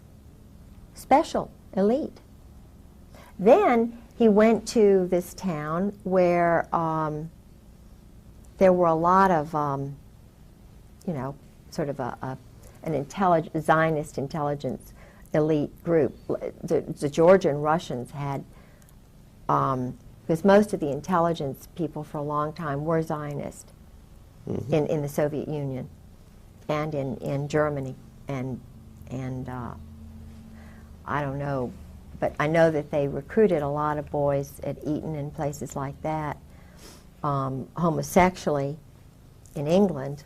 And then a lot of them went to the Soviet Union after the doctors' plot or something. That I think Stalin thought that the Jewish doctors were after him or something. So in 1952, a lot of them had to go away, and they had some sort of a change or whatever. But what's interesting is that a lot of this played into George's, tied into my husband, because he was in the place, the Mecca for the Jewish intelligence, or the Zionist intelligence people in Princeton.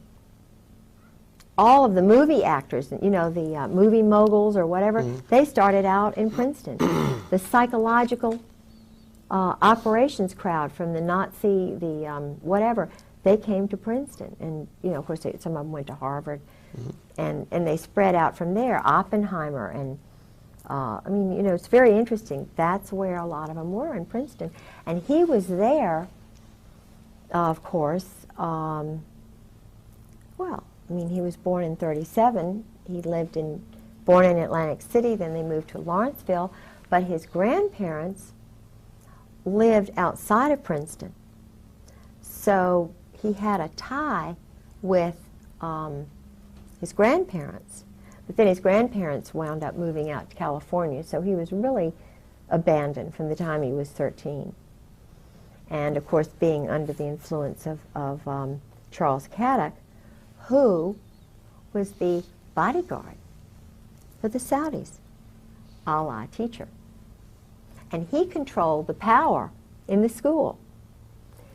The Cheeseborough, Headmaster Cheeseborough, of course, gave Charles Caddock carte blanche. Why? Because the Saudis bought a big mansion called Russell House. Caddock was there with the Saudis all alone, and my husband was there part of the time. They would go on outings using Saudi money. I mean, my husband was taught to fly a plane. He was taught to shoot.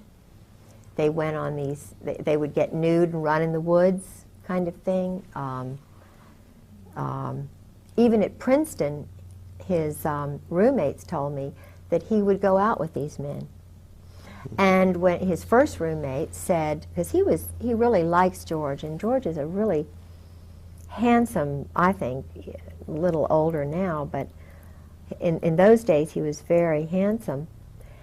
And his roommate of the first 2 years, and who'd been at the Hun, said that he had a relationship with a French teacher who was a count or whatever from Paris, who was kind of a teacher's aide, who helped him write his paper, and who knew Camus.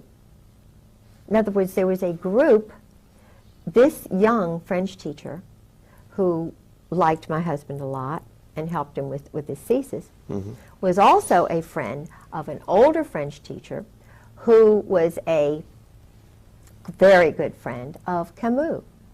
And Camus was coming over to see him when he was married. Camus is? Albert Camus is an existentialist writer who believed in murder and, you know, sabotage. And the end that justifies any means. yeah, and he was also an Arabist. They were, you see, Lawrence of Arabia, this group stuff was started by this small group of Kabbalists who were trying to take over the oil. So what they would do would be to find these sheiks and find whichever one would go along with whatever. Well, the Brits were more interested in finding somebody who was fair, you know, not necessarily like that, you know, but then there was a guy named Moose who was in the American State Department who tried to, they wound up, the Americans wound up poisoning this Caddock, got in with the Saudi royal family, the other brother, who wound up getting it. They had a house in Switzerland.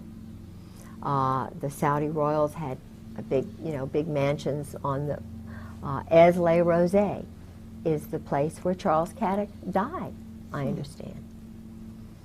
And my husband, according to the roommates, one in particular, who said, George never lost track. He always kept up with Charles Caddock. Well, Charles Caddock only died in, what, 1995, 1994. I only heard of him as a teacher in the first 3 years of marriage. But when was he writing Charles Caddock? He was writing him, you know, Charles Caddock and Robinson,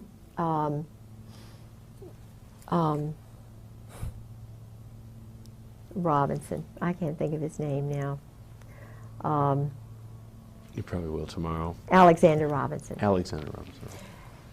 Was a Marine, very handsome, young, went to the Hun school, and was in Saudi Arabia, in these places, came fresh from there to the Hun school.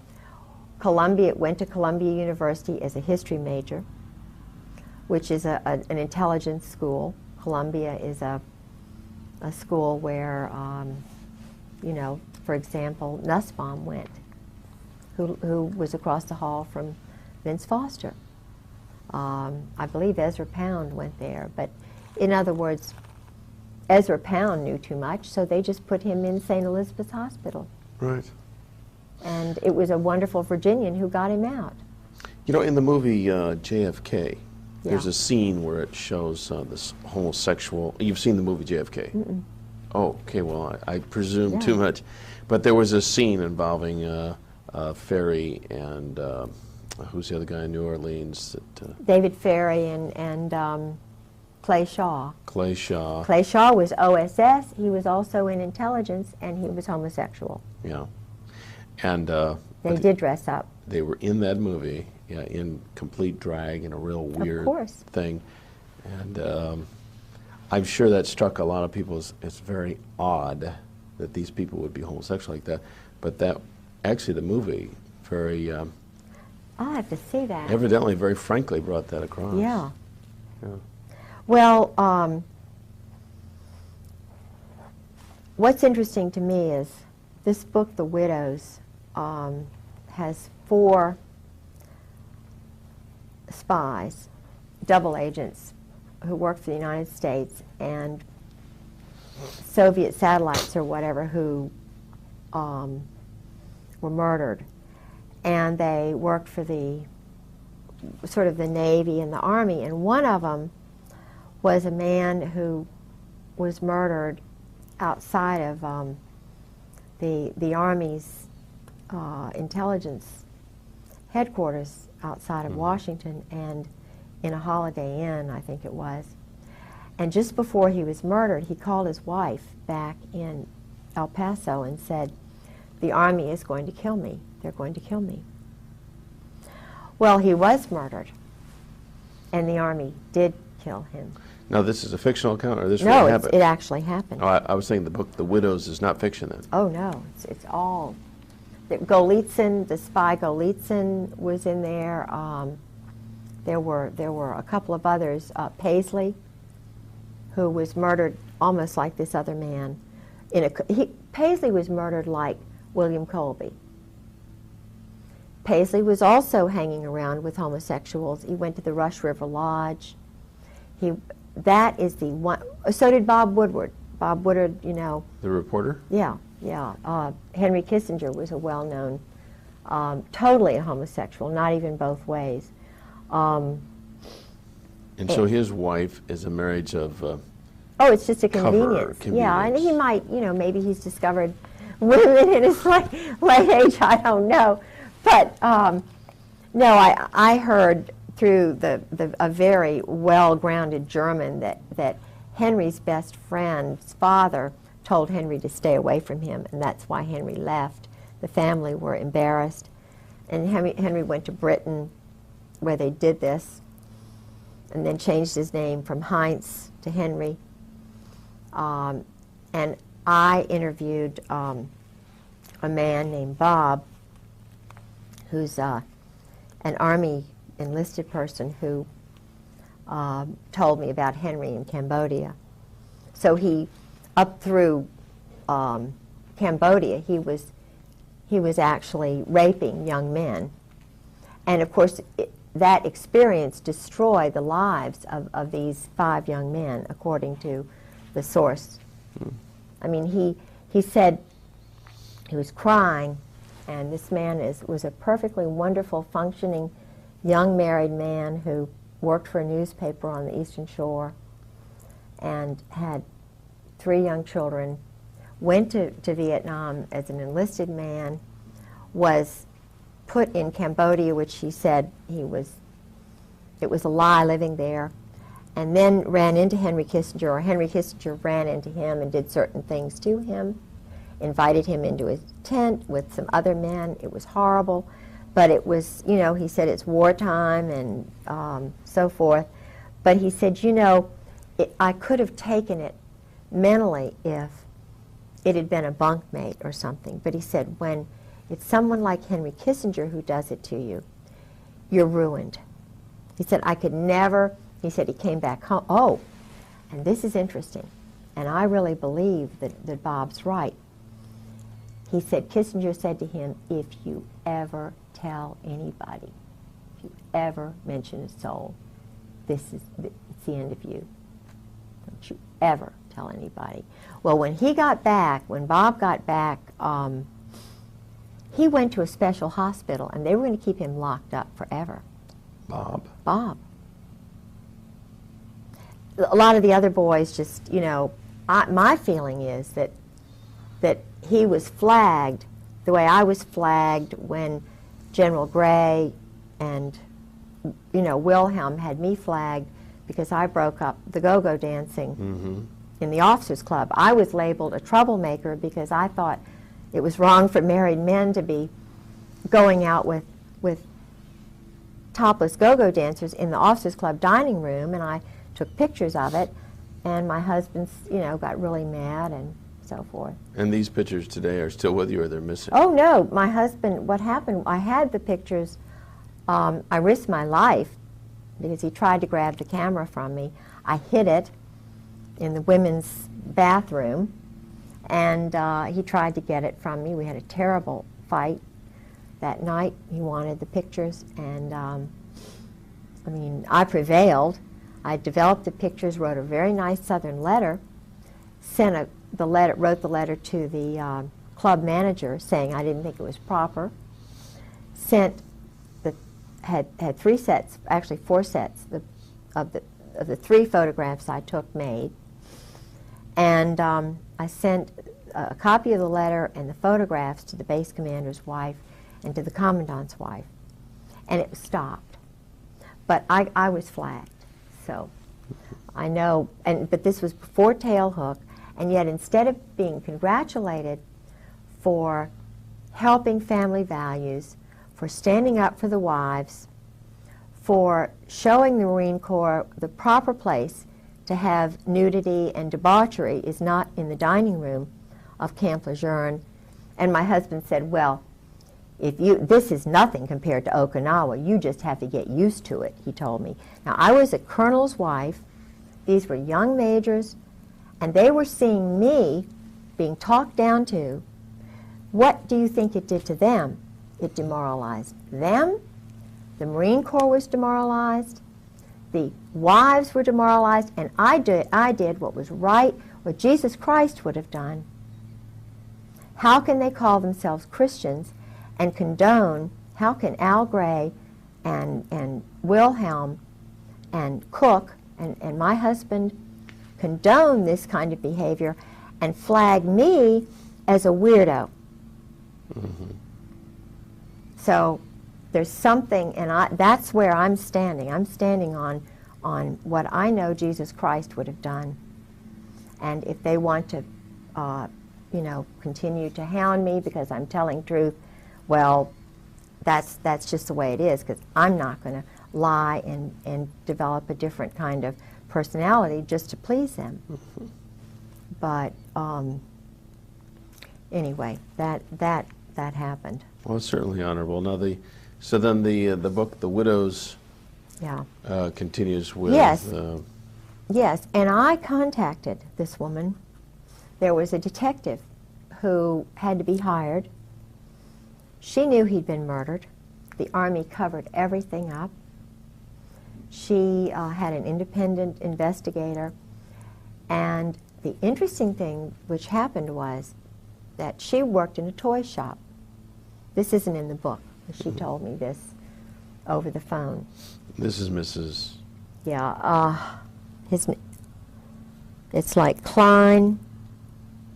Oh, at any rate. So Yeah.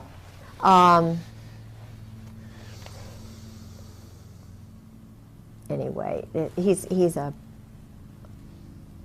I'll think of it in a minute, Okay. hopefully. But she worked in a toy shop, and they were scoping her out. And this was just after the... No, it was before he was murdered. It was before he was murdered, because she said she told her husband about this. George Bush and his wife came into her shop and were looking at her. My. Now, I don't know what that means, but they don't live in El Paso. Why And he was doing all of the Russian, Mexican, Trotsky kind of work for George Bush. George Bush. No, this guy. This guy was. Yeah.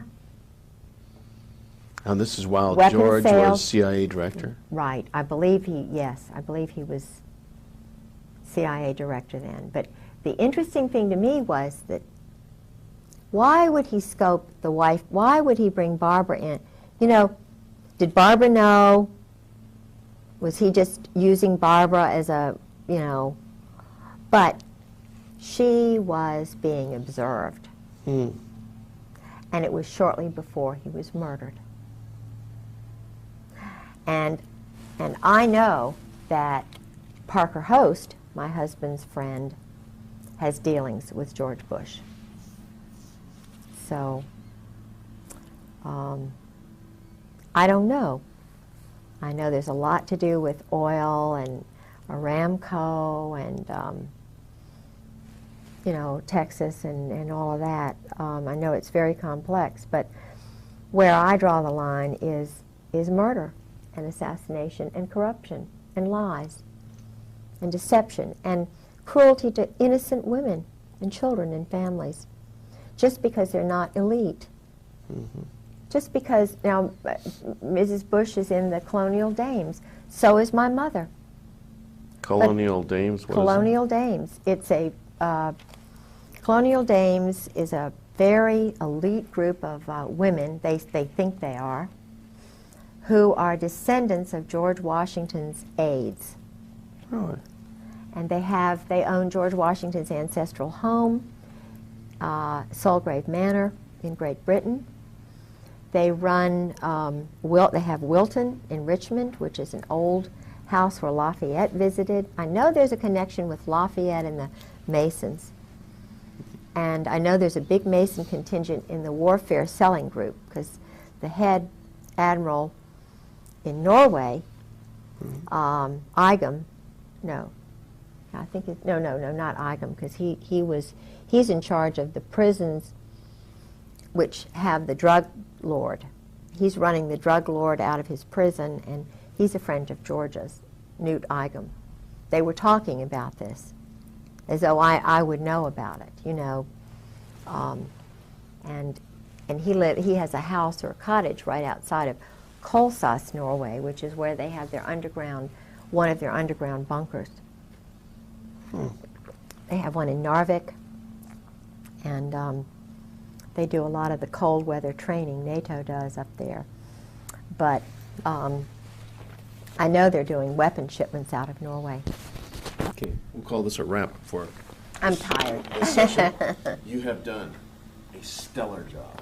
Well. You have done a stellar job. Mm-hmm. Okay, now we're on the clock. Who have we got here in this picture? All right. Let me just put this here. This individual here is his name now is Rockland Williams. He's a South African quote unquote general who was with the army of the White Army in South Africa, who was actually a double agent for Mandela's forces. He's an assassin, a murderer, and Did you guys tell you of any murders that he committed? Any people or any situations? He stayed there with us. He was a guest of the State Department, and my husband arranged, this is my husband here. This is a gal in our church, Carla, whom I thought would be interested in going along with us that day because of the South African connection and Mandela and so forth. She's another battered military wife who lost a child. And anyway, she is a very bright lady, and we This guy's name again is? Rockland Williams. He studied in Great Britain after this. Does he have any got other a doctorate. Name? Yeah. He is very interested in Ireland. I think he's basically sort of part of that IRA kind of underground. But his father, interestingly enough, came over to North Carolina as one of the sort of underground trainees, or during World War II, they had a number of training bases for communists in this country. And his father trained and lived in North Carolina, but was not from America, which is interesting. All right, now we're on the picture on the right, an individual laying down. That's your husband? Yeah, my husband was a rageaholic. During Vietnam, he had to kill a number of people, and lots of people, and he was suffering from post-traumatic stress syndrome. And the interesting thing to me is that he cannot control himself when he is drinking, or either at odd times he goes into what's called a berserk state. Okay, so this is one of his passed out stages? Yeah, and yet he was chief of staff of the... Yeah, this picture is of me and Sarah McClendon and General Carl Mundy, who became the Commandant of the Marine Corps after Al Gray, for whom my husband was chief of staff.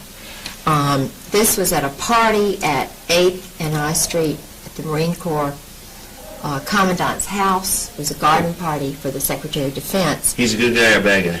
Oh, bad guy. I mean, he knows what's going on and doing nothing about it, ordering hits and... And where was this taken again? It was in Washington, D.C. at the Marine Corps Commandant's garden party in August of 1996. It was a garden party for the Secretary of Defense and the Marine Corps Commandant Krulak. Who would have taken this picture?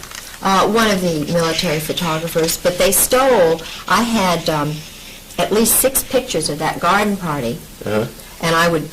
because they were coming in my house and stealing pictures. This is the only one I have of that, but it's a picture of a picture, because they didn't want me to have any proof that I had been there, but I was there. Okay. This is a picture of my husband's, supposedly his retirement from the Marine Corps, which you never retire, according to my husband, from the Marine Corps. You're always a mercenary, and you work under the New Orleans 4th Marines, which are under a different kind of law than our country. Napoleonic law is the law of Louisiana. And my husband was always going down to Louisiana. They have a training school for assassins. They kind of hop around from Lake Pontchartrain to here and there. And, this is General Al Gray, who was the commandant of the Marine Corps at that time when my husband retired. My husband was his chief of staff. This is my husband, George Raymond Griggs. Okay, hang on just a second. Let's get a good shot of Gray here. Okay, who's the guy next to Gray? This is my husband's son.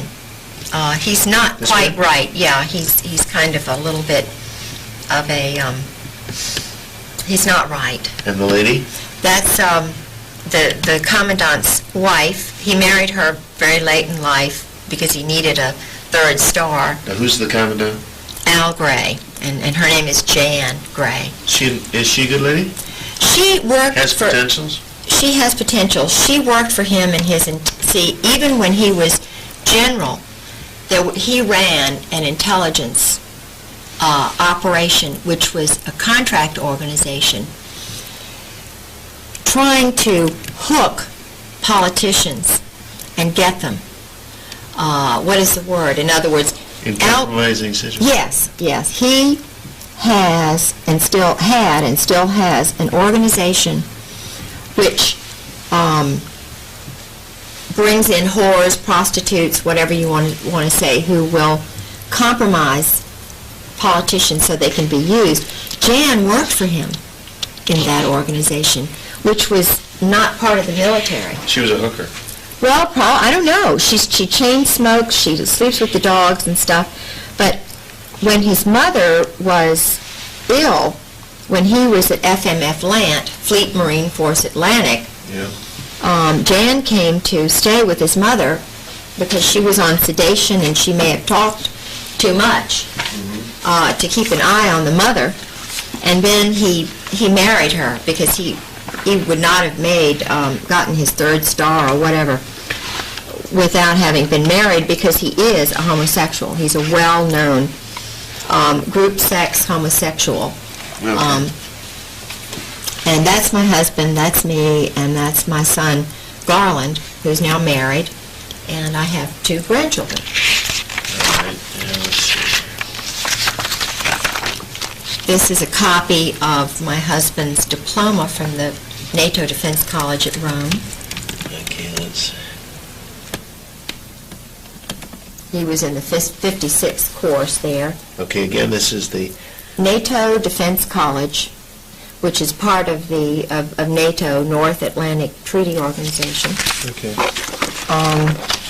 He also worked for NATO, and I was the head of the on the board of the NATO Wives Club. This is just, the Norfolk branch of NATO. Some secret papers that he had in the house, of course, he shouldn't have had.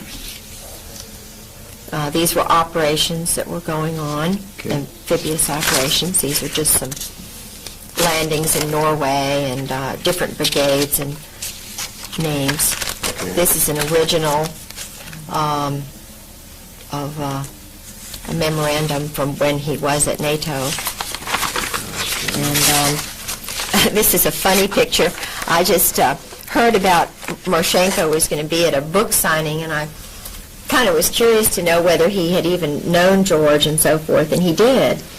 And that's a picture of me with Richard Marchenko. And his father was, of course, one of these mercenaries who came to work for our country. And if you read any of his books, you know that they do everything they want. There's no right or wrong, and then these guys are churned out. And now this I have in here because this is about the royal family of Saudi Arabia. And my husband this is how my husband's gotten his power. Because my husband went to a private boys' school on scholarship. He was hooked the same way Oswald was, homosexually. And the 3 oldest Saudi boys were also hooked homosexually. The first one to come over after the uncle had been murdered, because uncle was a really good guy, and he favored the British. So these saboteurs, these communists who were in... Now, when you say uncle, you're not making reference like Man from U.N.C.L.E., right? No, the uncle of Okay. the Saudi royals. I just wondered if there's any connection between that television series and... But Mansour was killed. It was Mansour who was poisoned in Paris. Right. Okay. And my husband went to school with them. And now there's one of them involved with the Marine Corps. He's kind of... All right, this is the recruiter for my husband. I'm sorry it's not a better picture, but it was faxed to me, and they took the originals. This was a copy of an old one. His name was Charles Caddick, and he was a homosexual. Borland was a homosexual. Okay, I need you to hold it up about 2 inches. There, that's close. Charles Caddick died in the Saudi, one of the Saudi mansions outside of Marseille, where they used to have the group sex orgies. It's a place called Aix les Rosés. Okay. And okay, I think that's. Then we get into the diary. What's this here? Oh, yeah, this is one of my husband's friends whom I talked to about some things that were going on. He was on the ship with my husband, Ed Townley. Did you mention any of these during our interviews at all? No, I didn't mention Ed Townley, so he's not. Right. Let me see if there's anything here.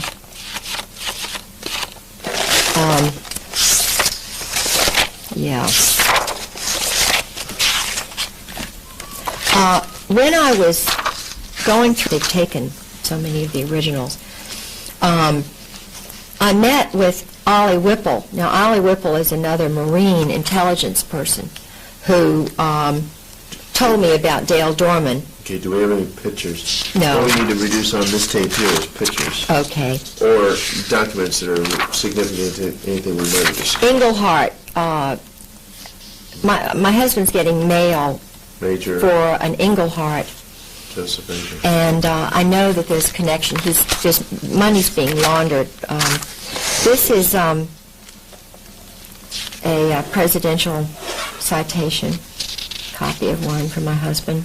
Okay. Oh, and this number is important because this is not his Social Security number, and you can find out a lot by that number. I think it's either 077 170 or,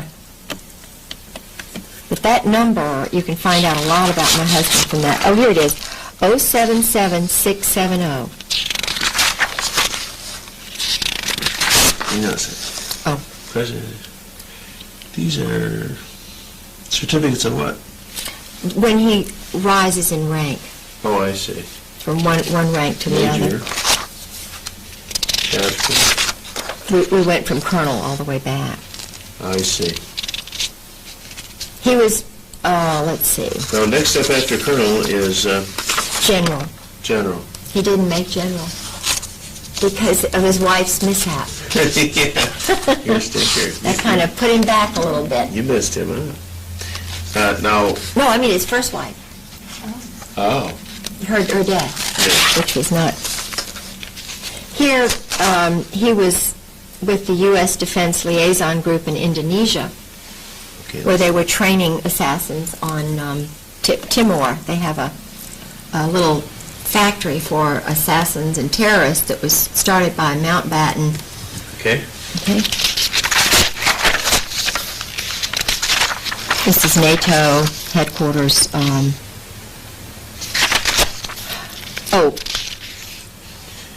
These are notes by his Marine Corps friend of his from Princeton, who was in his class and who helped me a little bit to understand what was going on. But this is interesting in his handwriting because it says, Robertson says Kay has spoken of abuses, George spending up to the limit, $33,000 on credit cards. He says an intervention often might be good. J.R., Jim Robertson, is disturbed by Kay's stories, and this is J.R.'s number. Well, who is Jim Robertson now but the head of the Justice Department Criminal Division? And this is in his handwriting. They've taken the originals. Mike Kimmel, he was mentioned to me by Jim Proctor, who has written this. Mike Kimmel is the son of the famous admiral who was the head of Pearl Harbor at the Pearl Harbor bombing. And my theory is that these guys take the sons of generals and then they suck them into their little thing. Jack Herman, in the dark. Jack Herman was my husband's roommate from Brooklyn, whose father was Barbara Streisand's doctor, and who is really literally kind of a basket case since he graduated from Princeton.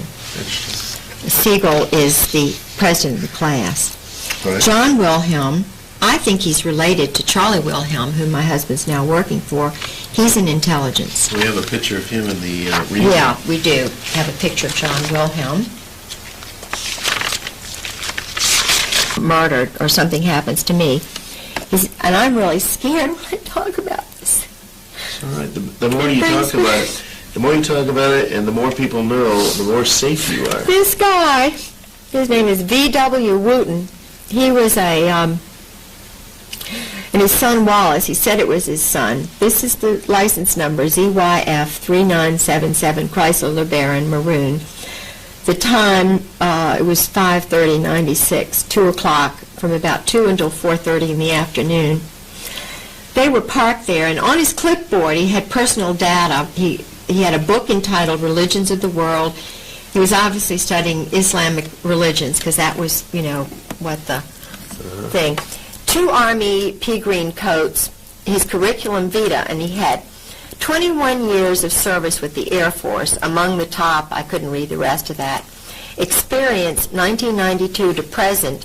Chief of Security, K.I. Sawyer, commander of 350 persons, provides protection, top secret security, education, master's degree, bachelor's degree, squadron officer, Air Force Staff College, fundamentals of probably total quality, I don't know, awards, Air Training Command, member of the Marquette, he's a fraternal order of police member. But this is interesting. 1991 to 1992, Provost Marshal at Keflavik, Iceland, which is where all of this, the drug smuggling and stuff goes through that airport. Staff supervisor, 500 people, briefed U.S. ambassador during the visit of the Pope John. He was guarding. This guy again is who? Was guarding my neighborhood. V.W. Wooten? Wooten, yeah. All right, this is just a letter from Jim Proctor to Mike Kimmel, who was the son of the famous admiral, head of Admiral Kimmel, World War II's, the bombing of Pearl Harbor. Yeah. And it says, it seems George has recently disappeared from home for short periods. Kay's trying to talk to everyone she believes who knew George better than average, both in reference to where he might be and in perhaps a more important sense, what makes him tick.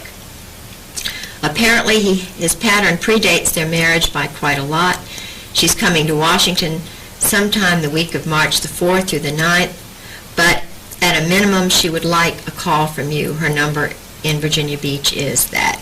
I saw your picture in the 35th reunion book, sailing off Shady Side, blah, blah, blah. And both of these were Princeton roommates of my husband. Okay. This is from the Princeton military ROTC book, which has the names of the men who were commissioned in the Marine Corps at the time my husband was. There's George Raymond Griggs, and there's Jim Proctor, who's handwriting in letter to the other guy. Okay. All right? And Tom Lewis, I think, is in there. These are just more notes. Okay. This is a medical complaint. When after I was battered and beaten, I tried to get copies of my pictures. They wouldn't let me have them. From the medical? Yeah, they wouldn't. These are just some little things about. It's not that important. I was just writing down things I remembered. I don't think this is just about some of his background.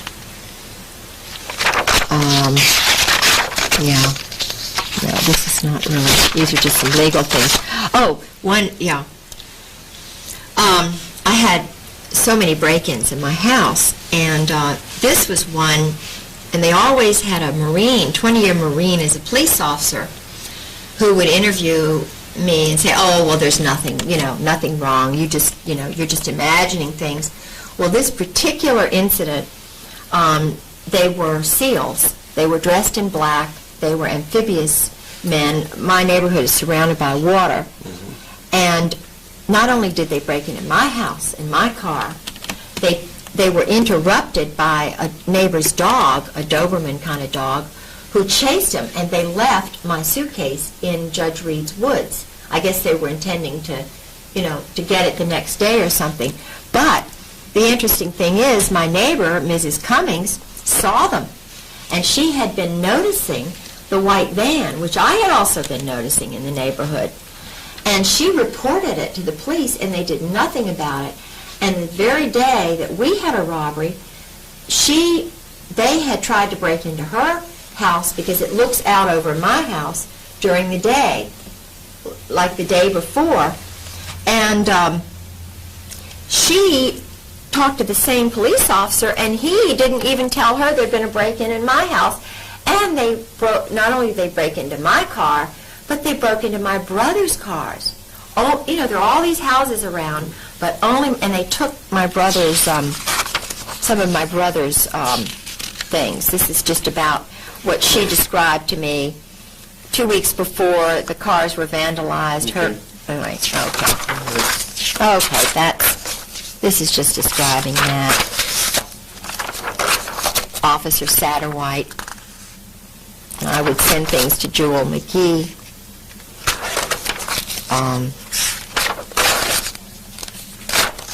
These are just, I had a lot of things going on in my house where they were doing things. Oh yeah, this is from the alumni list of Princeton, and I don't have in other words, the Saudi royals are in the alumni class list, but they're not in this particular one. But if you call the Hun School and you get a list of the alumni, then you will find the Saudis are there. Now this, the CFR list, this is why I have this. This is the CFR, Council of Foreign Relationship members. And all of these I've heard about or met some of them. My husband's mentioned. There's some that are also skull and bones at the same time. It's the Yale leadership crowd. Howard Baker, George Ball. Steve Bell I know really well. He is a friend of my former husband's family. Did we mention him in the interview at all? Steve Bell? No. John Blum we did mention. My son is married to his daughter. John Blum, he's a Brooklyn, Yale-y. His best friend is this Rockefeller guy, not Jay. His son is married to your daughter? No, his daughter is married to my son. His daughter's married to you. And they met. His father, they're Jewish, part Jewish. Mm-hmm. But what's interesting to me is that, I married the governor's grandson, and my son is John Garland Pollard the fourth. I mean, you're talking old Virginia. Mm-hmm. I was like a brooding mare for them. I mean, I was a bird of Virginia. It was kind of like, you marry this John Garland Pollard. Well, my son went to Woodbury Forest, which is where George Bush's son went and Oliver North's son went. Okay. My son went there for 4 years, and he met Alice Blum, who, they have a place in Maine, and there's a lot I know about John Blum, but I didn't mention that. I mean, there's so much. Tom Brokaw's name is on this. Tom Brokaw, Califano, Jimmy Carter, Chafee, Bill Clinton, Cisneros, Cheney, so forth. Harding Carter is a real close personal friend of my husband's and a Princeton graduate. Okay, lift this up to us. Yeah. There we go. Oh. Harding Carter. Okay. And so is William Crow. And who is he? He's a Princeton classmate of my husband's who was what does he do? Carter administration, intelligence. Okay. All mostly intelligence. And they're not intelligent. Michael Dukakis, Andrew Biddle Duke, Larry Eagleburger, he and Henry Kissinger were good friends. Einhorn, oh, no, I didn't mention him, so I won't. Okay. Forstall, he's the son of James Forstall, who was murdered. Okay. Ellen Frost, I know her. Firestone, Gelb, David Gergen. Anybody you might have mentioned in the tapes? Let's see, I'll go real quick.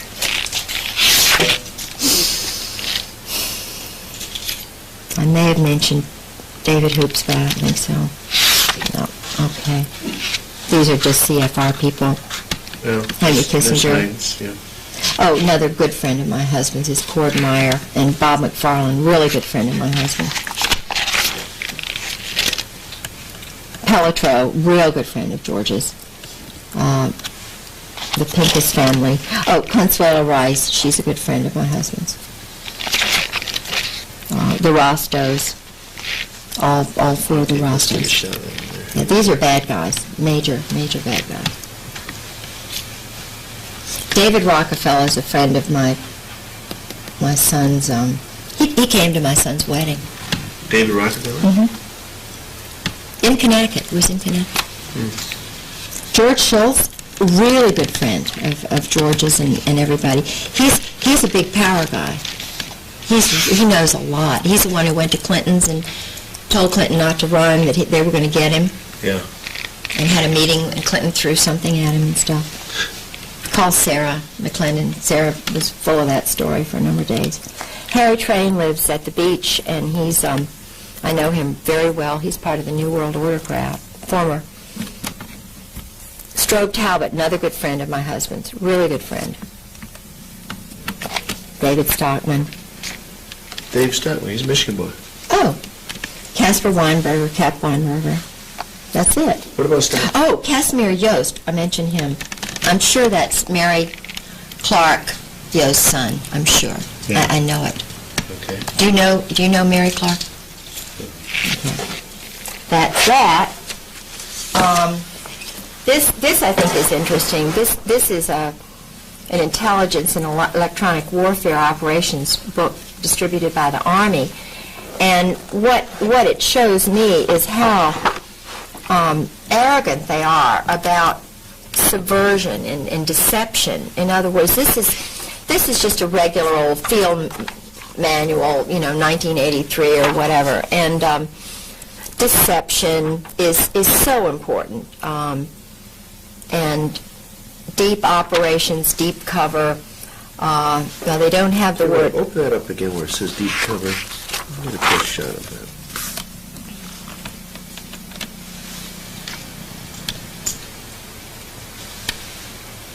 Okay. In the special operations is what my husband was head of, operations. The electronic warfare, an important part of electronic warfare is deception and knowing everything about the person, not just knowing about the target. Now, human beings are called targets. Women now are being targeted by the military, Right. wives like me. So they'll have a team finding out everything about my grandparents, my family, who my friends are, to try and discredit me. And of course, everybody who is flagged, who is a target, they'll jamming is a deliberate radiation or re-radiation of electromagnetic energy to prevent or downgrade the reception of information by a receiver. The multi-spot jamming is directed against more than one frequency. In other words, they jam I've had my caller ID downloaded.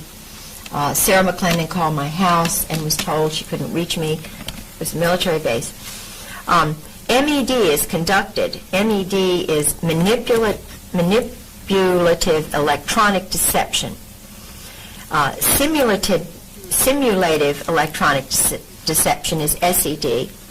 MED is conducted by altering the electromagnetic profile of friendly forces. It seeks to counter hostile electronic warfare and SIGINT activities by manipulating friendly electronic magnetic emissions. This is done by magnifying the technical characteristics and profiles which would provide an accurate picture of friendly intentions by deliberately transmitting false information. In other words, they are interested in deception as part of their line of attack. Okay, cool. Okay. It just goes on and on and on. Well, it authenticates it. They teach this stuff. Yeah. Then those single pictures you had. Oh, yeah. Snaps. Oh. Real handsome guy. His dad was a Nazi soldier. Okay. Was with the big, elite. Name is Ken Millis. Let's see. And that's his mother, Flo, from 7 Mile, Ohio. Really nice. All right. That's the former Marine Chief of Staff. While my husband's wife is being put in the grave. Let me zero in here again a little bit here.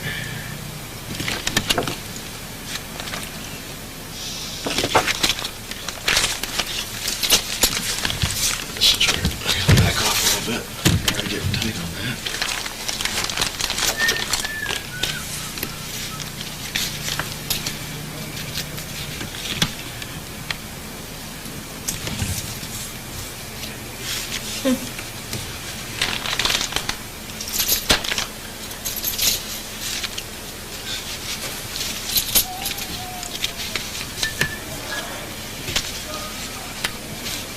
These are some original letters that he wrote to his lady friend when he was married to his first wife. Okay, now once again, these the significance here is he is a Marine colonel who was always there when George would sort of disappear, but he was chief of staff. Okay. And the ladies are? His wife and his mother and my husband and me. Okay. Okay. Whoops. Oh, I'm sorry. Sorry. Okay, the other one shows that you're actually human. Yeah. Dog lover. Yeah. Princeton ashtray. And who's in the picture above? That's his first wife's mother and his daughter and his daughter-in-law with the baby that I just prayed that there would be a granddaughter. And this is Melinda, little Melinda, in front of the dollhouse in our yard. Okay. Okay? This is his first wife. Can't tell you what. With a dog. Let's hold those right about, I don't know. Let me put something up there so we get beyond that. How about this? There we go. Excuse me. There we go. Just lay them on top of that. All right. I never knew Sue. That's his first wife. Mm-hmm. Okay, next. Yep. This is George and his cousin Bob. They're big drinkers in that family. I don't know who the other people are. Okay. This is George in one of his rages.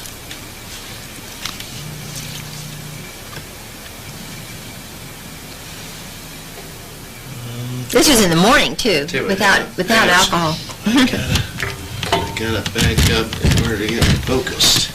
Back up to the raging one, the one we did before. Okay. I mean, I'm scared. You're talking major injuries I've had, broken bones, and I reach out for help, and then I become the target. So you're taking a picture while this rage is going on? Yeah, at risk of my life. Was he aware you were taking the photos? He's in a total, unbelievable state. Okay, next. It's called the berserk state. This is just, when he walks around nude, when he gets in these stages. Okay. Can't help. I mean, I don't know. I can't. I just don't know how to. This is him again.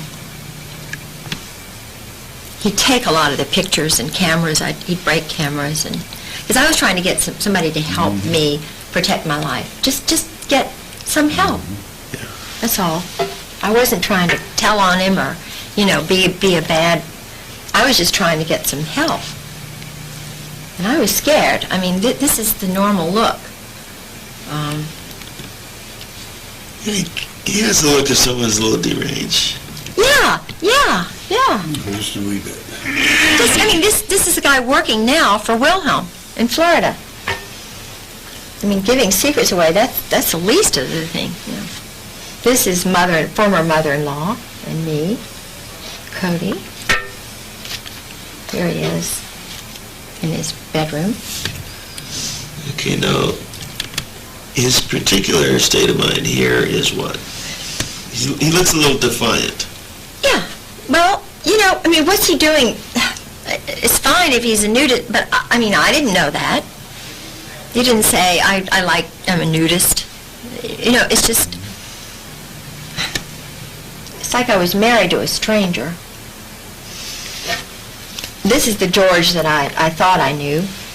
Okay, I'll tell you what, on that picture there. You know that little rule of thirds I told you about? Yeah. Whoever took that picture did not know about it. Oh, right. They have you on the bottom third, not the upper third. Where was this taken? At the Norwegian lady statue. Okay. And this had to do, they gave me a Norwegian Viking ship that day. That was the port master of Moss, Norway, George. Okay. Happy George. This is another, I think we have that one. Oh, let's do a Happy George, too. Yeah, let's do Happy George. This is George on Millis's boat with his little Princeton hat, and we're going out in the boat. Okay. And this is again the one when he was he wouldn't eat for 2 days, just Passed out, okay. Yeah. This is him in the yard. He'd do that nude in the yard, it was just so, well. Bizarre. Yeah. Now he had the ménage à trois, ménage à quatre with this couple.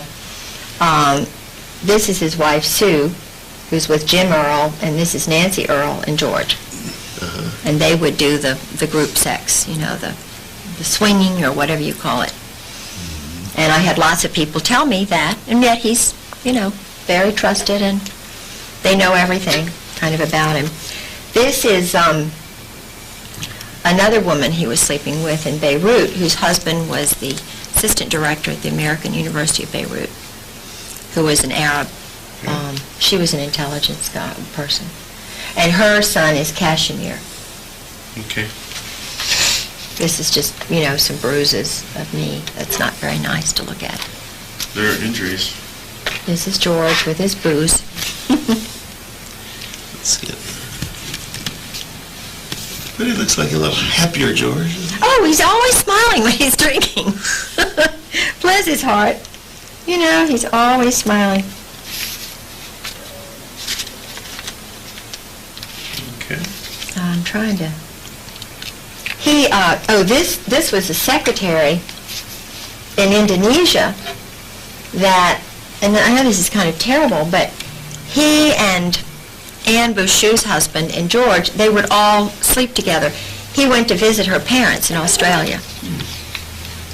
And he told me about that. Now this is Louis Buell, the famous general, who was the one who was going to get him, he was going to be a general, but Louis died too soon. There's Louis again.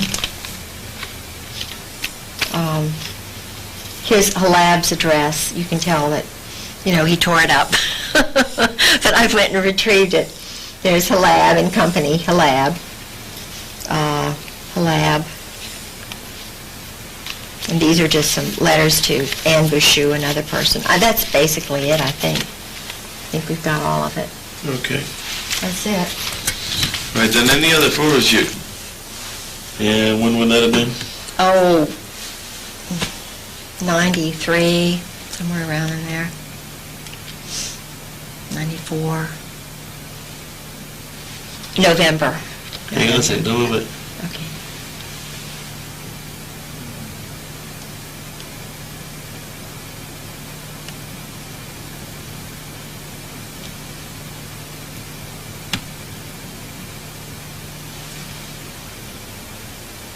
Okay. Okay.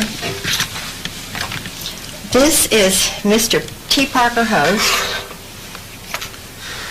Burma assassin, friend of my husband's, owned one shipping agency when he met my husband, knew he was a friend of George Bush's, wound up with 8 or 9.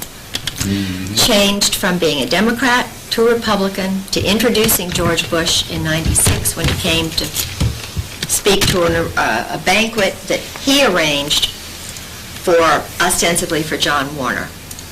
But when, they did a fundraising thing, you meet George Bush and Barbara, pay $1,000 or $500. Well, he's a mover and shaker and a nudist and a group sex guy. His sons are real messed up. But he's my husband's best buddy. That's it. That's George's. And that's at his farm. And we would go to the farm, and George and Parker would go out on the boat for 2 and 3 hours. And I thought, what is going on out there, you know. Okay. Here's a little thing about T. Parker Host became chairman of T. Parker Host Incorporated. David Weibel, you know, that's just Parker. Okay. This is his wife, Ann, and I introduced him to her. Good work. She's my school friend, you know. Is she still married to him? Yeah, I mean, he's loaded. You know, she wants a lot of money. Her uncle is one of the guys who went to the moon, Collins. Her grandfather was this big army general, so I didn't know Anne was all that well connected to the army. Her uncle was head of the army's big, after he retired, library, or, you know, their records. Yeah. And her grandfather, Lawton Collins, was the head of Vietnam before, you know, I mean, you're talking major, if you're Army, interested in the Army. So I introduced her to Parker, and he was just a little anyway. What's the next one? Okay. George and the Earls. Oh, that's the swap. The swap. Swap team. Swap And team. within that picture, each maid is swapped. Yeah. Yeah, exactly. She's not standing behind her husband. Oh, no, and they're not sitting with each other either. They sit on top of the other's lap. Yeah. Now, this is a Norwegian couple. No, you don't need to see that. Oh, this is the way he left the kitchen Yeah. when he took off. Okay. That's his beer machine there, by the way. Okay, this is just us at a wedding. Oh, that's a nice picture. Okay. Validates the fact you spent time together. Oh, yeah. And there's even a date in this particular photo. Hang on a second. 94, 10/15, 94. Let's see.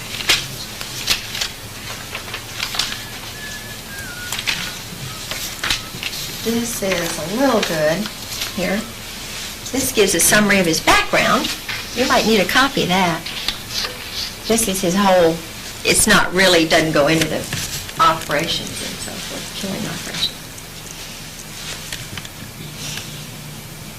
You know, when he was in Jakarta and Naples and Shea Okay. and Beirut. Next page. That's it. Good. I think that's all. All right. Then You know, when I don't have a pad, I write them on little things because my brain won't hold all these funny names. Take your pad with you last night. Pardon? Too bad you didn't take that pad. I should have. And I'm just trying to find where in the heck I put that. You're wired. And I am now wired. I know he was called the Commissar, and they called him the Commissar. He was the one who did all of the training for the, well, they had a Halo school, you know, George told me, in the Philippines, where they trained the Delta Force, the assassins in the Philippines. They also had a school like that. The Australians had one in Indonesia, on an island where they're having big kind of East Timor. East Timor, yeah. Yeah, it's in the mountains, and it was started. Yeah, and the Portuguese are involved in this in some way. Based on your newest lesson, you learn about the line of Thursday.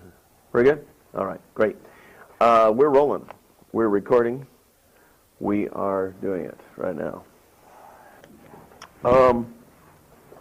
We're having a fascinating conversation, talking to the wife of the former Chief of Staff, Marine Atlantic, head of the intelligence group that went to Beirut. They were already meeting over there. He was, before the Beirut bombing, the NATO intelligence wet operations guys, psychological operations guys. Okay, now when you refer to wet operations, W-E-T, does that stand for something? Yes, it means murder, assassinations groups. NATO has a group of assassins and psychological operations specialists who work in combined operations to destroy targets. Okay. My husband tried to explain to me the first 3 years of marriage how it all works. I was assistant director of the Chamber of Commerce. I was the first woman on the board of the Foreign Commerce Club in Norfolk, he thought that I was a worldly woman. I had dated a number of guys who were high level, like Jerry Unruh, who was the captain of the Saratoga, a man who was very high up in the Army intelligence in Richmond. I had been married to a governor's grandson whose family were all in intelligence. His father was Harvard economics professor. They thought... You even mentioned that years ago you dated John Engler, John who Engler, is now who our was governor. in ROTC. I'm sure it's the same John Engler if he was in the Navy. I dated a John Engler who was in the ROTC in Norfolk because, you know, Norfolk is the largest military complex in the world. We have Langley, the Air Force Base, which does intelligence work. We have Camp Perry, which is an intelligence, international intelligence spot. All of the naval bases, the Master Jet Base, Training and Doctrine Command, which is Army, Fort Story. And in fact, Fort Story was where the recent Secretary of the Army was told he had to leave. I have intelligence guys who tell me truth because they know they can't talk, and I get a lot of scoops. Toko West, who was basically honest, and like Colin Powell, most African-American men are not going to condone murder and assassinations and so forth when they find out about it. Togo West... No, you think there's something, I'm missing something here. The Afro-American man is not like... Generally. Generally. So you feel that Colin Powell is a different cut of general than these other guys we've been talking about? Oh, absolutely. Colin Powell's... The wonderful thing about some of the African-American men I've met is they'll tell truth.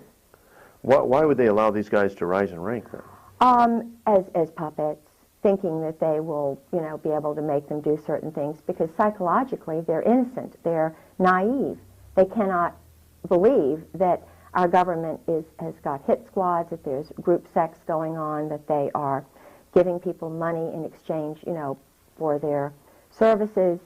Mercenary training is going on in the Army and the Air Force at the highest circles. And Colonel John Ryman, Dr. John Ryman, they have him targeted as a kook. Colonel John Ryman lives in California. He was on the high track up, the Rising Star track. He was in Great Britain. He found out about a murder over there. Okay. He reported it. He also had the crazy idea that there ought to be a peace college in Cambridge. You know, we ought to really start working towards peace. Well, the minute he got back, he gave an idea, a synopsis of his sort of peace college idea to Colin Powell and his wife. Colin Powell took it to the National Security Council. When Ryman got back, and I'm not sure of the logistics and the chronology of all of this, but I'm in contact with him, he was put in a funny farm. I think he was put in a place in either New Orleans or St. Elizabeth's Hospital, where they put Ezra Pound and where they've got Reagan's assassin. St. Elizabeth's Hospital, like the Eastern State Hospital in Williamsburg, has Army intelligence people in there. They're targets, people who have decided to tell truth or whatever. In other words, people who believe in the American dream, who are Christians, who are trying to get things straightened out. If they transgress that line where they upset somebody in high command, just like in Germany, they all of a sudden move from being a person to being a target, from being a human being, a Christian, a loving, wonderful soul, to being a target, therefore the enemy. This is also what happened in Germany. Why should God makes us all wonderful and beautiful? Those of us who have the courage of our convictions and who believe in what Christ did, who stand tall, why should the leaders not be able to speak and tell truth? Because it's in the rainbow of truth, the rainbow of individuals who are God-fearing and love truth, in which we can build a better world. So why are good people silenced? Why are their papers gone through? I have an interesting I took some notes last night, and I'm trying to. Okay. Well, they're silenced because they are they're in a conflict of good versus evil. Yeah. In this struggle. Where am I? I need my. No problem. We can find. Yeah, I need my. Your checkmate book is down there. Oh yeah, this is what. Is it in there? Yeah. What's happened to me? What's happened to people like Marianne Pors, Deborah Von Trapp, Colonel Sabo's dad? Let's talk about Deborah Von Trapp for a second, because I've heard the name, but I somehow associate her with there was something negative, or there was some discrediting of what she. Is she the same Deborah Von Trapp that alleged that the Oklahoma City bombing was somehow Japanese related? Or is that a different person? Now, she may, I do not know. I've met her on the phone through Sarah McClendon when I was staying with Sarah.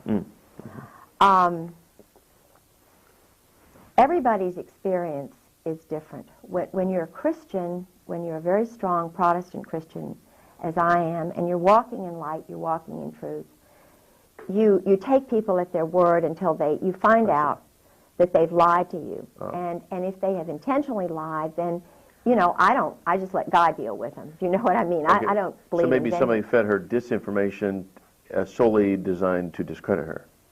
Yeah. She, and I do believe this is true, I know that she worked in the White House. I know she worked under a man named Getzman and some mob figures in the White House who were Army.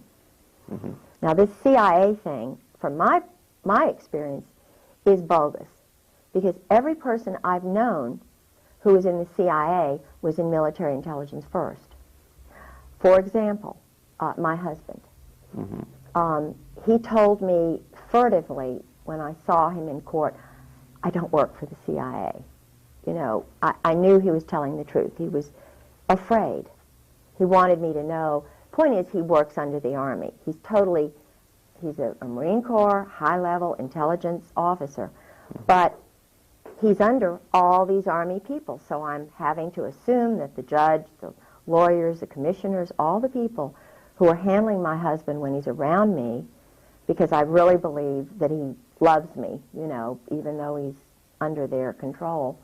And I think that's why he's been totally kept away from me. His daughter-in-law told me he can't come back because he'd end up staying. It was, the point is that David Lay, my brother-in-law for 20-some years, I married John Garland Pollard, whose sister Mary Lloyd Pollard married a CIA agent, David Lay. David Lay was Harvard hasty pudding, translates Mandarin Chinese. He's a brain.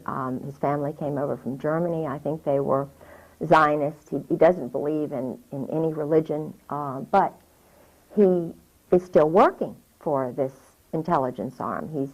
He's doing wargaming for this monolith, this global monolith. He's playing chess by mail. He's writing articles about the Middle East. He's an expert on, what's going on in the Middle East from the Israeli perspective.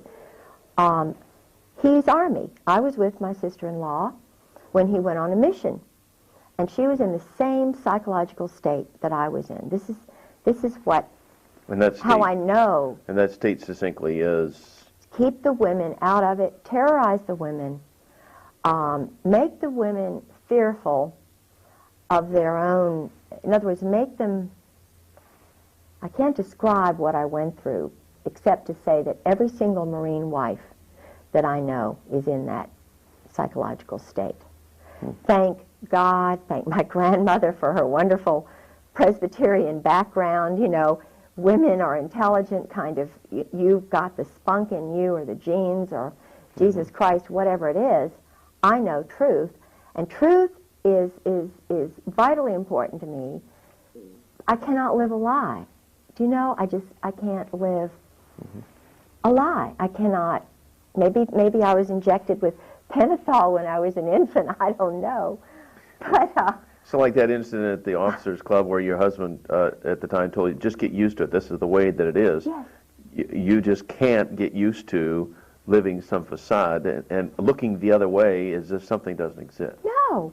And he's sick. My husband's really mentally sick.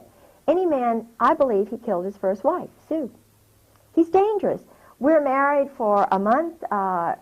He gets a letter and a phone call from Mary Clark Yost Talab and Anne Bouchou. And, you know, naturally a wife who's newly married to a handsome man isn't wanting other women to write. And I'm saying, you know, and I've already found out who they are. I've got a master's degree. I'm a researcher.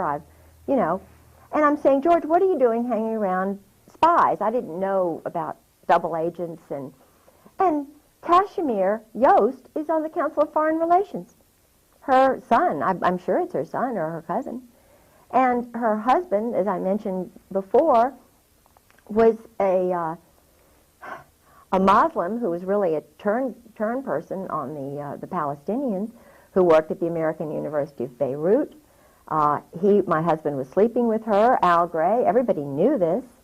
And I didn't know that this is what you do until I called Valerie Wilhelm, General Charles Wilhelm's wife, on the phone.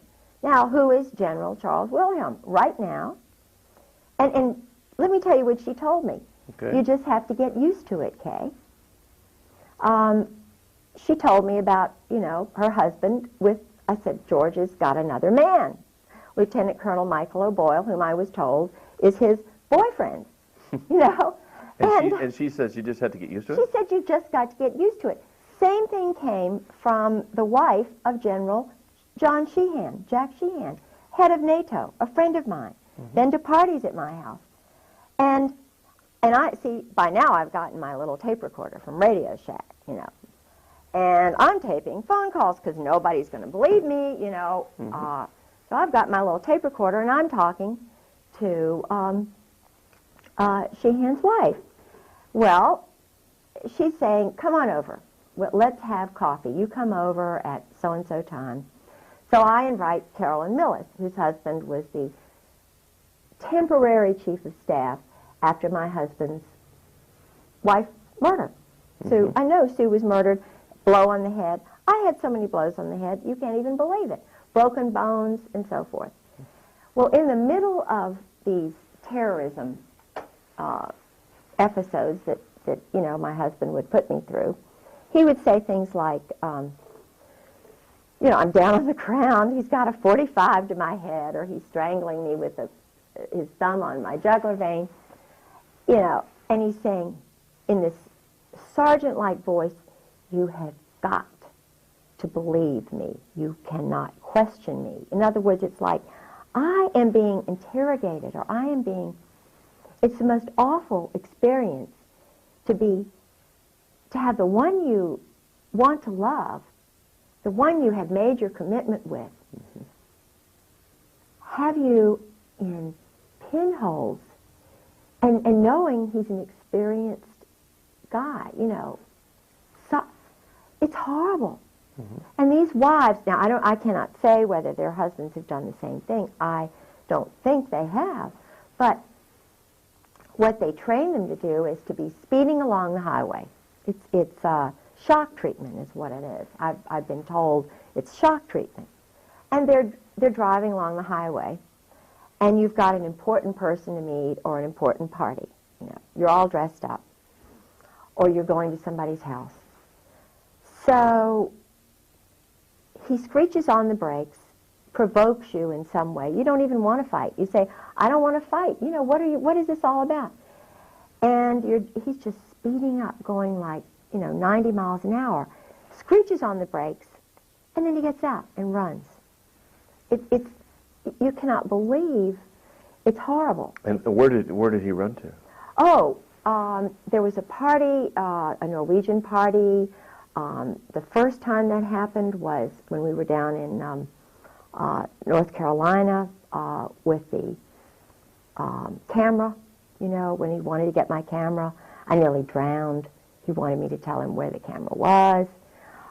He tried to kill me that night to scare me so that I would behave. But I was raised in a family with strong men. You know, you stand tall. You don't let people intimidate you when you know you're right. Because there are more important things. God is over above us all. Jesus Christ is above us all. Truth is above everything. The Ten Commandments are above everything. You know, under that is Jesus Christ, and then your mate. So I put, you know, that's why I put him in very high esteem, but I knew he was not normal. I'm an intelligent woman. I read. So I was hoping I could change him. So it was a battle. It was a spiritual battle going on. I knew it was a spiritual battle. And I was believing that that I could, you know, reprogram him, essentially, subconsciously. Now, I didn't know that at the time, what was going through me, but I was really being tested. Of course, the many years of operant conditioning he'd been through fortified and solidified his positions. Yes. He was far more entrenched an operative than you were going to be able to undo. Oh, he was involved in the HALO program, the Max. HALO? What's HALO? He mentioned it was something to do with training assassins and training psychological operations specialists. It was in the Philippines. They also had one in Panama. Okay. They had a school for Army and other guys where they would strip them down nude. They would tie them onto logs. The man who ran the school was dressed up as a Nazi soldier, even though his name was Olenchek or something. He was a Czechoslovakian pervert. Then they had a man who dressed up like a woman who was really pretty, you know, and here are these guys nude, and they're training them to kill. And in fact, there's a book called Copperhead, which I have a copy of, which is all about, it was written by a commando guerrilla who was from North Carolina, who had been battered badly, or West Virginia, I think he was. And his father had battered him, beaten him. Well, what they do is, in the prisons, through this CASA system and so forth, they take the innocent little boys who've been battered by their parents, and they turn them into assassins by making homosexuals of them or something. Now, I believe that these men are redeemable because I believe that men like my husband and Oswald, they're held by the secrecy, by the power of this adolescent group which controls them. And I believe that if they knew that there were strong women, mothers, and wives who would be behind them 1,000%, they'll have the courage to come and speak out. Do you know what I'm saying? Or at least to stop the growth of this stuff, because it's the growth of this stuff they are intending to destroy America. Well, there certainly seems to be a growth in homosexual activity, homosexual acceptance, homosexual promotion, homosexual acceptance in our society today. Yeah. And it just seems like everywhere you turn, you're finding a little group of homosexuals, or even in our local community, I'm surprised how many homosexuals are running businesses, and certain restaurants are becoming homosexual hangouts. So you know, well, the owner must be a homo, if he hires homos, and I hate to admit that I think this is the way things are in business and banking and in education. Oh, the local college, university. Yeah. I've had people tell me that they're just loaded. You cannot get a job unless you are special, elite, irregular. Now, the frightening thing here is, number one, this is the underlying thing. This is what happened in Nazi Germany. This is exactly the same pattern that happened in Nazi Germany, the exclusion of women and mothers who love their children. Now, I'm pragmatic enough to realize and say, look, we mothers look at history and we look at the future. We're pretty daggone damn wise.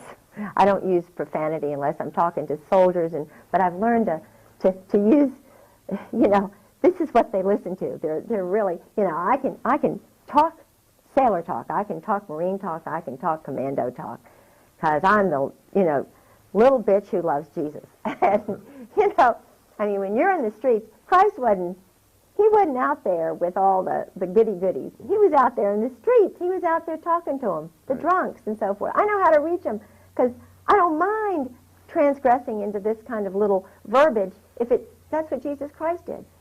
But the danger here is that, yes, it's growing. It's a growth industry. It's growing exponentially. So what's going to happen? What's going to happen? They're cloning people. You know, do they need women? You know, which women are they going to have? The party girls, the bimbos? In Norfolk, just to give you an example, Lieutenant Governor Dick Davis, Marine. Second wife is a prostitute. He loved her very much. She had a wig salon. My uncle, Dr. George Bentley Bird, was the major obstetrician for everybody in Norfolk, prostitutes, everybody. Mm-hmm. He told, our whole family knows, you know, who the prostitutes are, who goes to the Saint and Sinners banquets. Judge Richard Kellum. I mean, this is a nice guy. Now, the Saint and Sinners banquet, is this a local affair? Yeah, okay. Yeah. Every town has got this sort of, you know, Saints and Sinners group. The sleep around group or whatever, okay. You know, the group who tolerates it and has a little fun. Mm-hmm. And they're all, you know, they're all guys. Well, okay. But the thing is, where's it going to lead?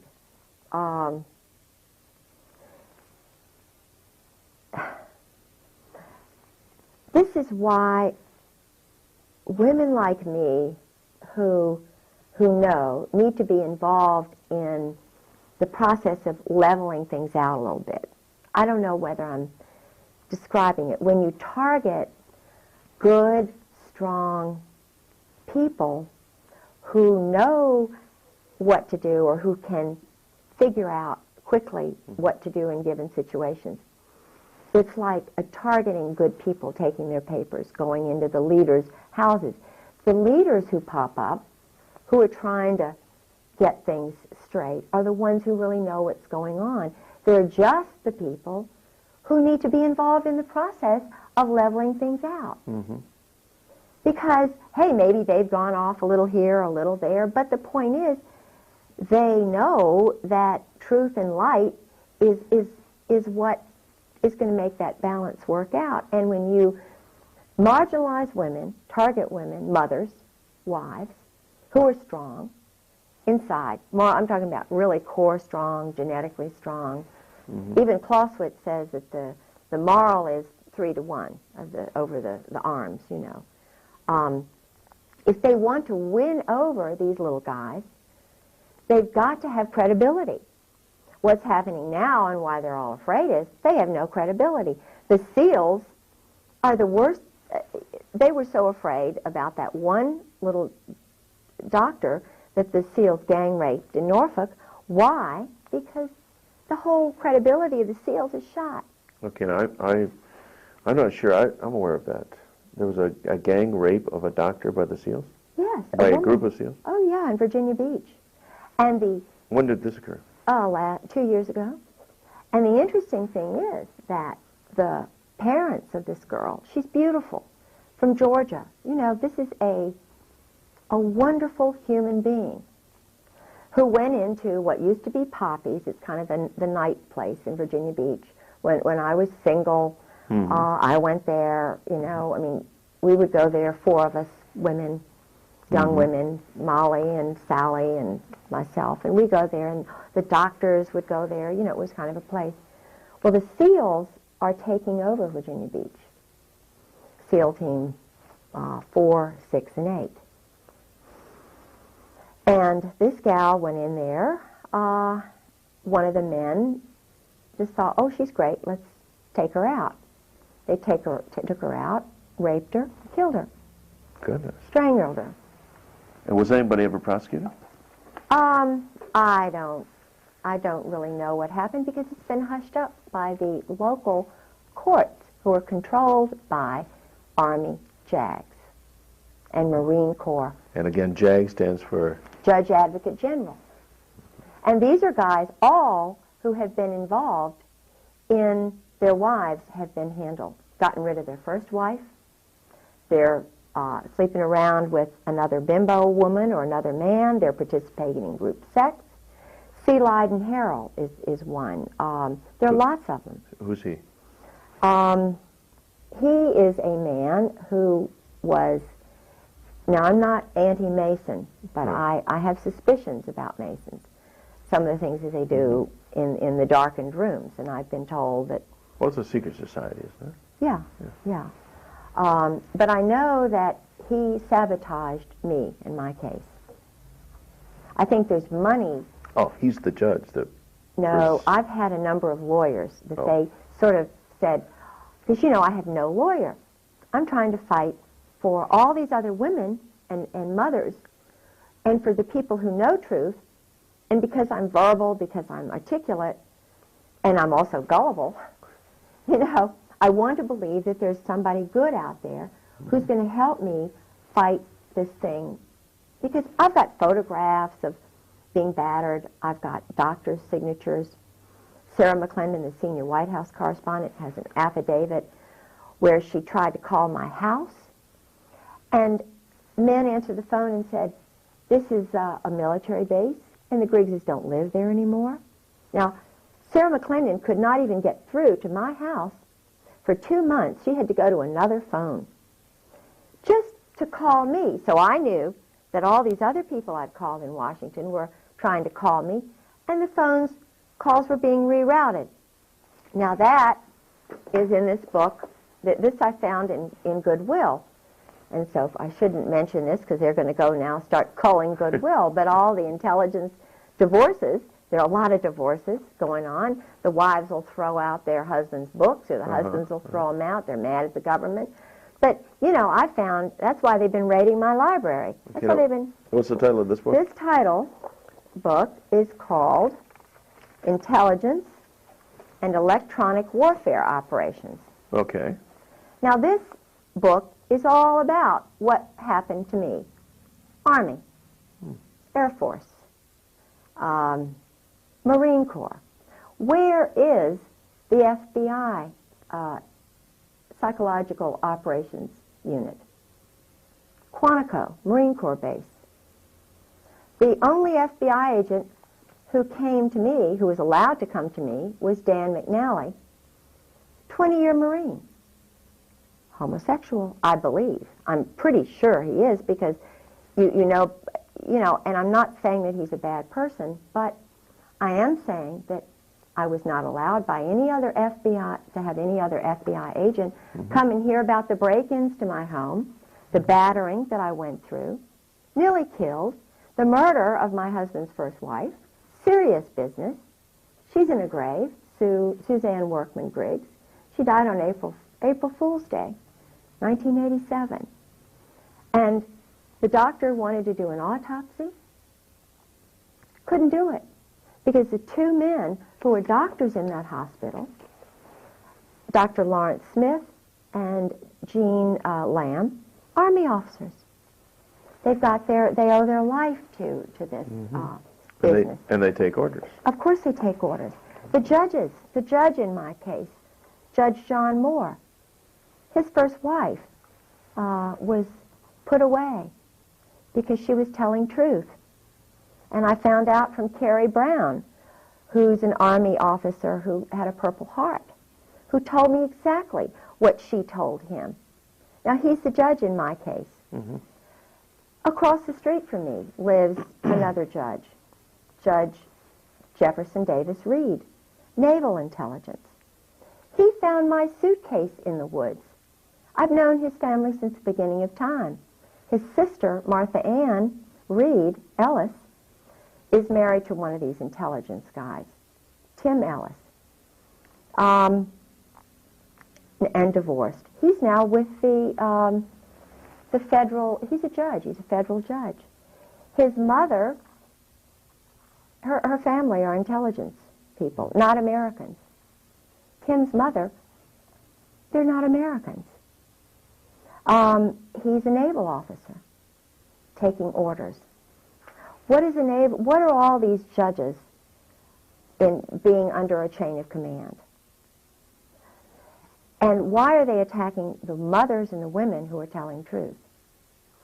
And why are they breaking into honorable people's houses, ministers, and so forth, using these electronic warfare tactics? Diverting phones, downloading caller IDs, having bogus people answer the phone. In other words, instead of getting this person at that number, they get somebody else. For example, I called in an emergency, I called the state police.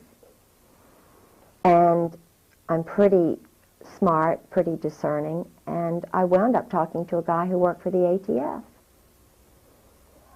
And I said, you know, oh, well, what are you doing in the state police office? He said, oh, I'm just a retired ATF guy. And I said, well, but I thought I was calling the state police office. He said, well, you're talking to me now. What can I do for you? I said, well, if you're retired, I want to talk to an active duty, you know, a good guy from the state police, please. And I said, by the way, I don't like you ATF guys because of what you did at Waco. You all murdered innocent women and children. You ran over them, you shot them, you put tanks on them, and you killed them. You're murderers. I don't want to talk to you. He hung up on me. He didn't like what I said. Well, you know, if he's so sensitive and so defensive, how can he deal with women if he can't cope with truth? This is what, you know, 80% of the American people feel, or 90. Waco was murder, savage, brutal murder. And what they did to that man, you know, Randy Weaver's wife. Shooting a mother with a baby in her arms. What's going on here? Right. You know? And one woman hears that, one mother hears that. She doesn't like the ATF anymore. I don't know any woman who likes the SEALs anymore. I don't know any other mother who really likes the ATF anymore. I mean, what's going on here? We're mothers. This is stuff that went on in Germany, and fear tactics. So we say, heck, these guys are adolescents. You know, they're adolescents. And so who's running them? Who's in charge? We turn into Dorothy, the Wizard of Oz. What's going on here? So little old mothers like us, we all think alike, and we're all Dorothys now, just marching and saying, look guys, what's going on here? You're all little men from Oz, why don't you grow up? You know? And it can be straightened out. Do you see any similarity in what's going on in this country, in China, Tiananmen Square? You know, we've all seen the picture of the young man standing up in front of the tank. I don't know how much long-term effect that had in China, but it still sticks in the minds of a lot of people here. You know, like Tiananmen Square for China, Waco for America. Are there similar, is this a turning point, a rallying point? A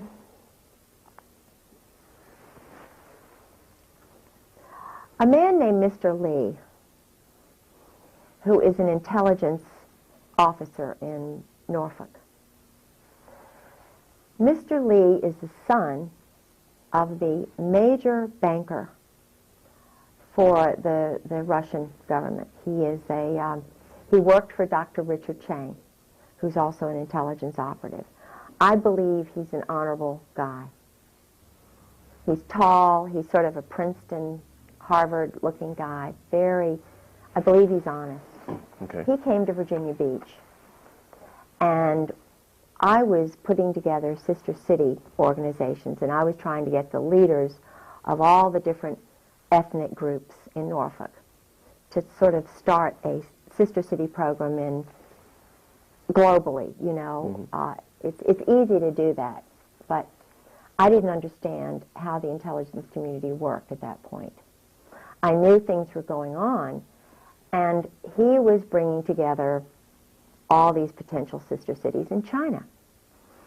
Our State Department had opened up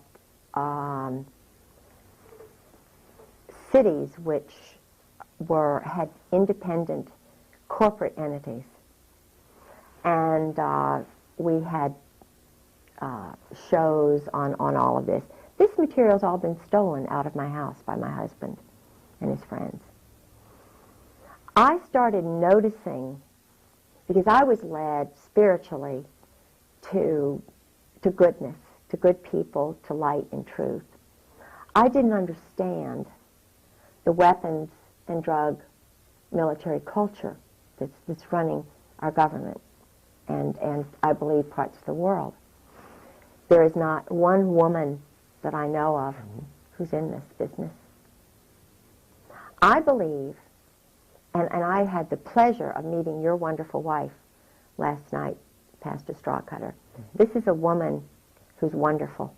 This is a woman, this is my kind of woman, you know, and I've met a lot of women like that. We go through hurdles, and I don't mean to cry. It's all right. But we're strong. And we know truth.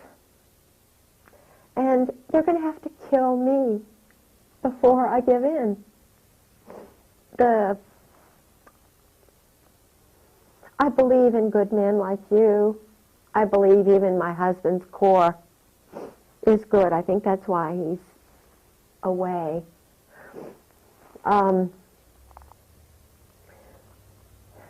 I looked at, and that's the way I have this, why I have this little book here.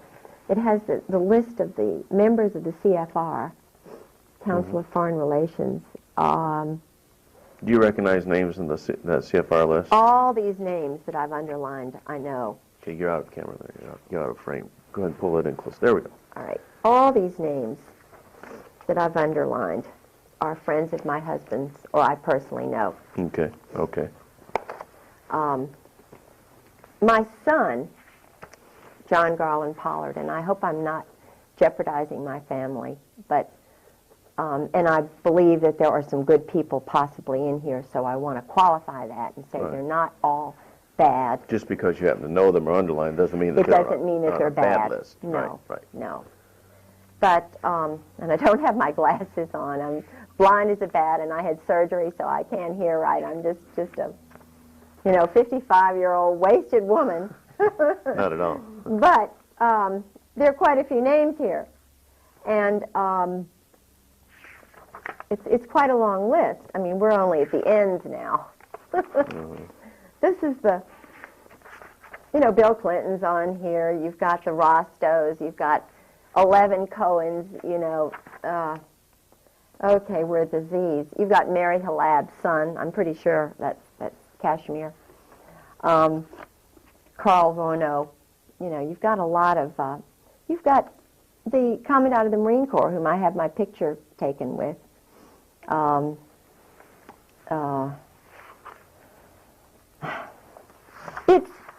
It's an interesting list of elite political, military, banking individuals, and the sons of some high-level people. So you have all these powerful people in a club. Yeah. That has common goals. Yeah, which is global uniting, global control, and I can see how one could sort of get sucked into it idealistically, thinking that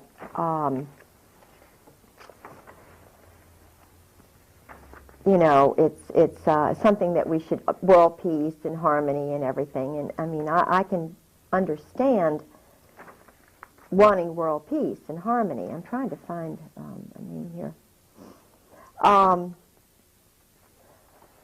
But if you're a Christian, which I am, a Christian with a little c, because the early founding fathers never capitalized the word Christian. Did you know that? Did you know that all of the founding fathers were homeschooled? Did you know that? Yeah, Madison? I was aware of that. Yeah. Think about that. Did you know that all of the Virginian founding fathers were only gospel Christians? Matthew, Mark, Luke, and John. Didn't even read the end time stuff, the the Perfect. Old Testament. Did you know that Thomas Jefferson was a born-again Christian the last, 7 or so years of his life? Did you know he was corresponding with Adams in Massachusetts? That he took the New Testament and the Gospels and was trying to find out everything that Christ did? And I believe he was murdered. And I believe it had something to do with this Admiral Levy, who took a mortgage on his house so that he could build the University of Virginia, so that he could take and get his papers, his correspondence with Adams. I believe it was, now I'm the only one you will have ever heard this theory from. My undergraduate degree is in Virginia history. Okay, so the University of Virginia was founded by Jefferson. Money that he obtained by mortgaging his home. From a Kabbalist by the name of Admiral Levy. Levy. Okay. Now, I know that... it is an interesting theory. Of course it is. Dare to think, dare to theorize, dare to use the hypothesis, to come out with a thesis. Now, Levy, you mentioned he's a Kabbalist. Yes, and a Mason. Like a descendant of the Illuminati. Of course. So and a weapons dealer and a reserve military officer. Even way back then. They were doing... Now, think about this. What they're doing today, they've been doing for Of course. many years. Think about this. John Paul Jones. Supposedly the founder of our Navy, was a criminal. Why would they twist it like that? He was also a Kabbalist, also a Mason. He and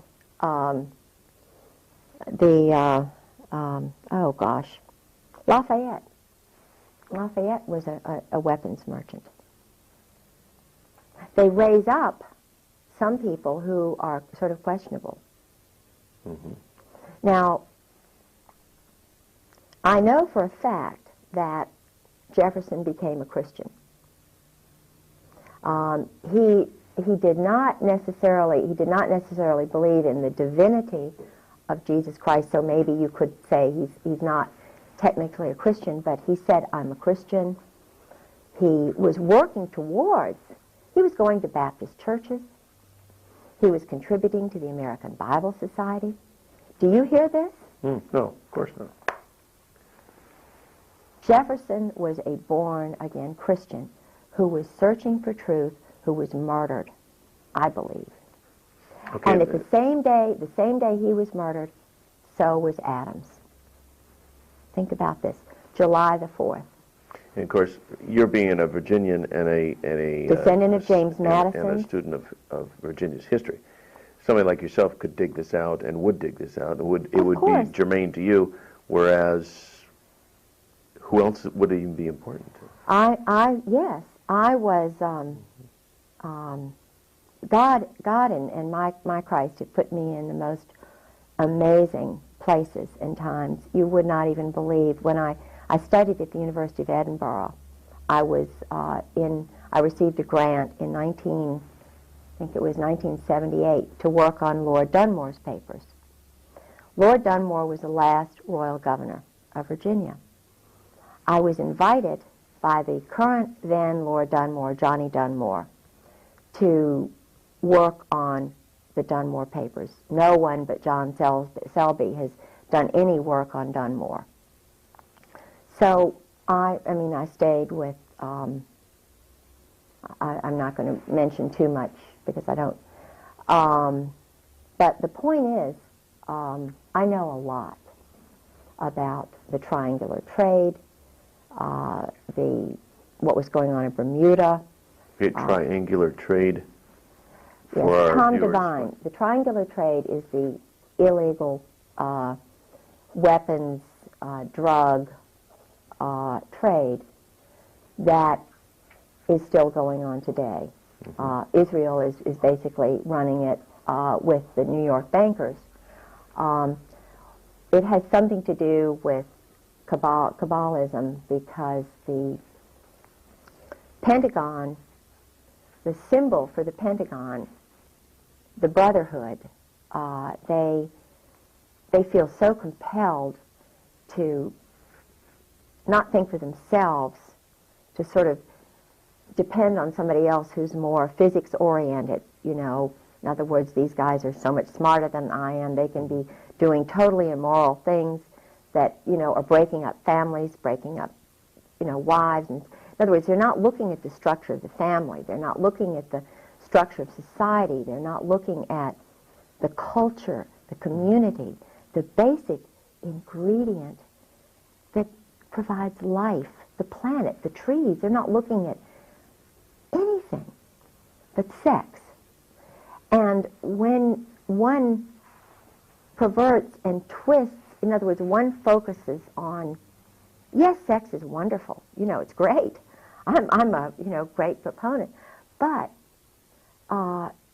there's so much of a focus by this group on sex, and the military, you know, they go back to Greek days, and they have all these symbols of, you know, the Washington Monument is supposed to be a phallic symbol, you know, and they say, well, this proves, you know, because the Greeks were doing it, the Egyptians were doing it, and it's this secret little group that was, you know, back in the days of Nefertiti and you know, Mark Antony, and it just proves that we're just great because we had the Holy Roman Empire, and Alexander the Great that was homosexual, and Catherine the Great was, you know. But it's debauchery. The thing that one has to realize is that God knows best. You know, It is an abomination. It is a sin. Now, we've all sinned. We're all sinners. I don't believe we should be putting people on stakes for doing this. I think Jesus Christ said, the simple answer is this, which Mandela said, the simple answer is this. Just repent. Just show that you're changing your life. You know, I've sinned. Everybody's sinned. I don't believe that that targeting people, whether you target them this way or that, is necessarily the answer. Now, this is just my personal opinion. I am not a judge. I wish I could be a much better judge than any of the Kabbalist male judges in Virginia Beach, because they are doing this to women, mothers, who are honorable people who are telling truth. And I would like to hear Hannah More tell her truth. I would like to hear Grover Wright's wife, Lynn, tell her truth. These are generals' wives? These are wives of judges in Virginia Beach. Okay. I would love to have heard Ken Whitehurst's wife tell her truth. She was shot. You know... Well, no, in Virginia Beach is Pat Robertson. Would you like to see him be a judge? No, I would not.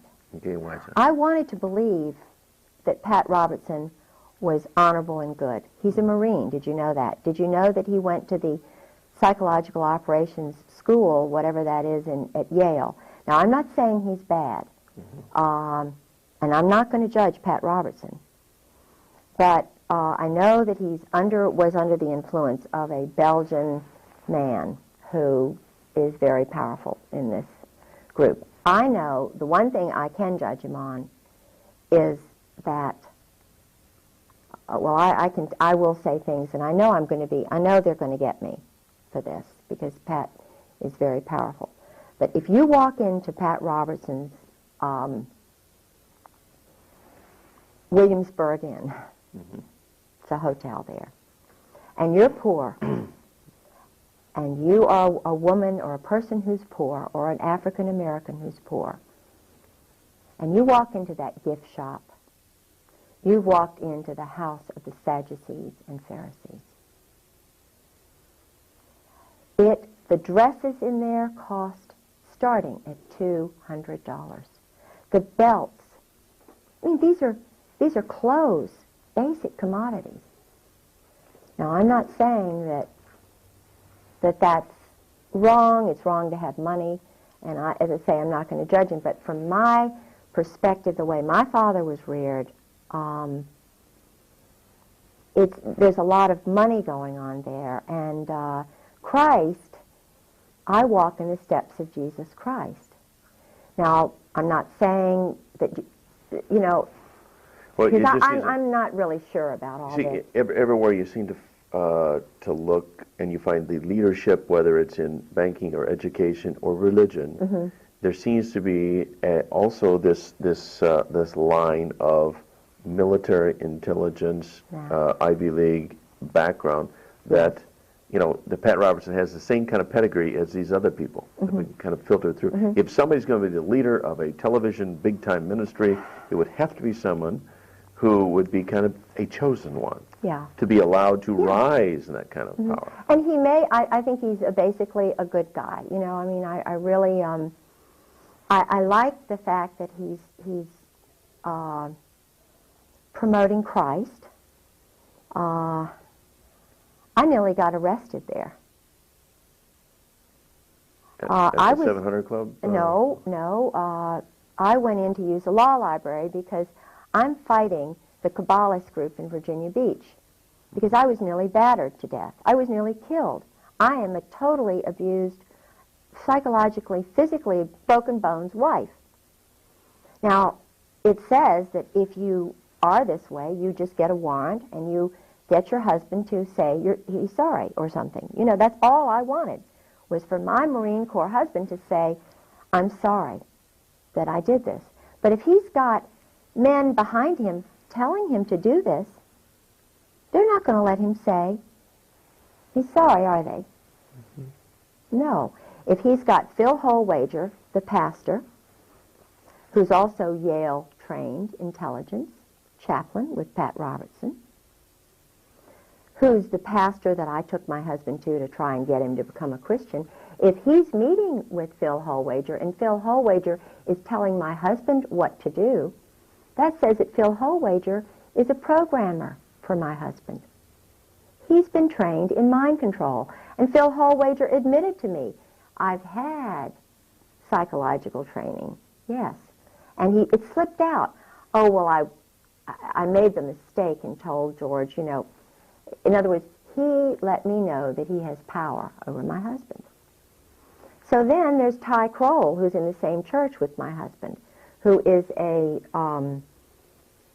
sailor, and he did some sexual things to his son, and he had his children taken away. Well, he's in the church and a good guy and everything, but he's a pedophile.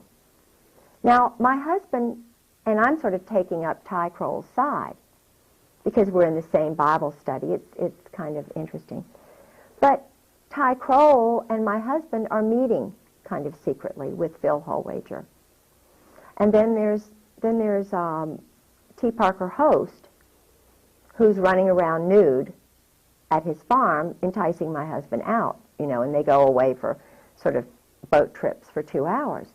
Now, I'm saying, as a woman and a wife, what's going on here? All of a sudden, we go up to Matthews County, where Holwager also has a house. Host has a house. But it's also where my grandfather, Miller, was born. So I feel very comfortable in Matthews County. These people were not born in Virginia. Do you know what I mean? And yet they're bringing, all of a sudden, spur of the moment, taking my husband up and then taking my husband away on a 2-hour boat ride. Or we get to Phil Holwager's son's house, and then all of a sudden my husband's riding home with Phil Holwager in the car. It's all been planned. So I'm saying, and this is just before, just after my husband got back from Norway, and I'm trying to remember whether the King and Queen of Norway had come either just before or just after this. It had something to do with the King and Queen of Norway's visit. They wanted to keep me away from the King and Queen of Norway because I believe they're Christians. I believe they're honorable people. And I was able to prevail against this group by going to the Norwegian ambassador, who's a wonderful man, and saying to him, and this is where Jesus Christ comes in and God comes in. And I know that they're with me because I'm good. And I was thinking about the good Norwegian people who wanted to see the King and Queen of Norway when he came to NATO. And all I did was what any honorable citizen would do, representing the honest little people who were Norwegians in Virginia Beach and Norfolk. I wanted them to have a chance to meet their king and queen. And the State Department didn't want me to do it. NATO didn't want me to do it. The Kabbalists didn't want me to do it. And neither did my husband. But what happened was I was with a solid, wonderful person, Ambassador Kjell Vibe. And we went to the Norwegian embassy. This was, I know I'm digressing and this is hard to follow, but Kjell Vibe and I were sitting at the table with my husband and an intelligence operative named Bill Nelson, who tried to sabotage the Norwegian group that I was running in Virginia Beach. And Kjell Vibe, we were planning a trip to Norway in August, which I think was just a bogus sort of thing to kind of, I don't know. To appease you a little bit. Oh, yeah. And I knew things were going on with my husband and the weapons sales and, you know, all of this stuff. And because he was dealing with the embassy, the American embassy, and with people, and, you know, there were things going on. And I knew things were going on. I was sensing it really strongly.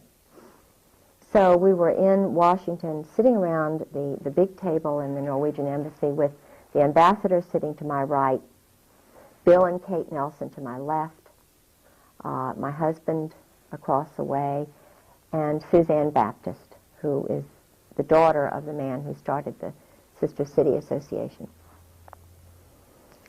And we were supposedly planning this trip for the mayor of Virginia Beach and her husband to Norway.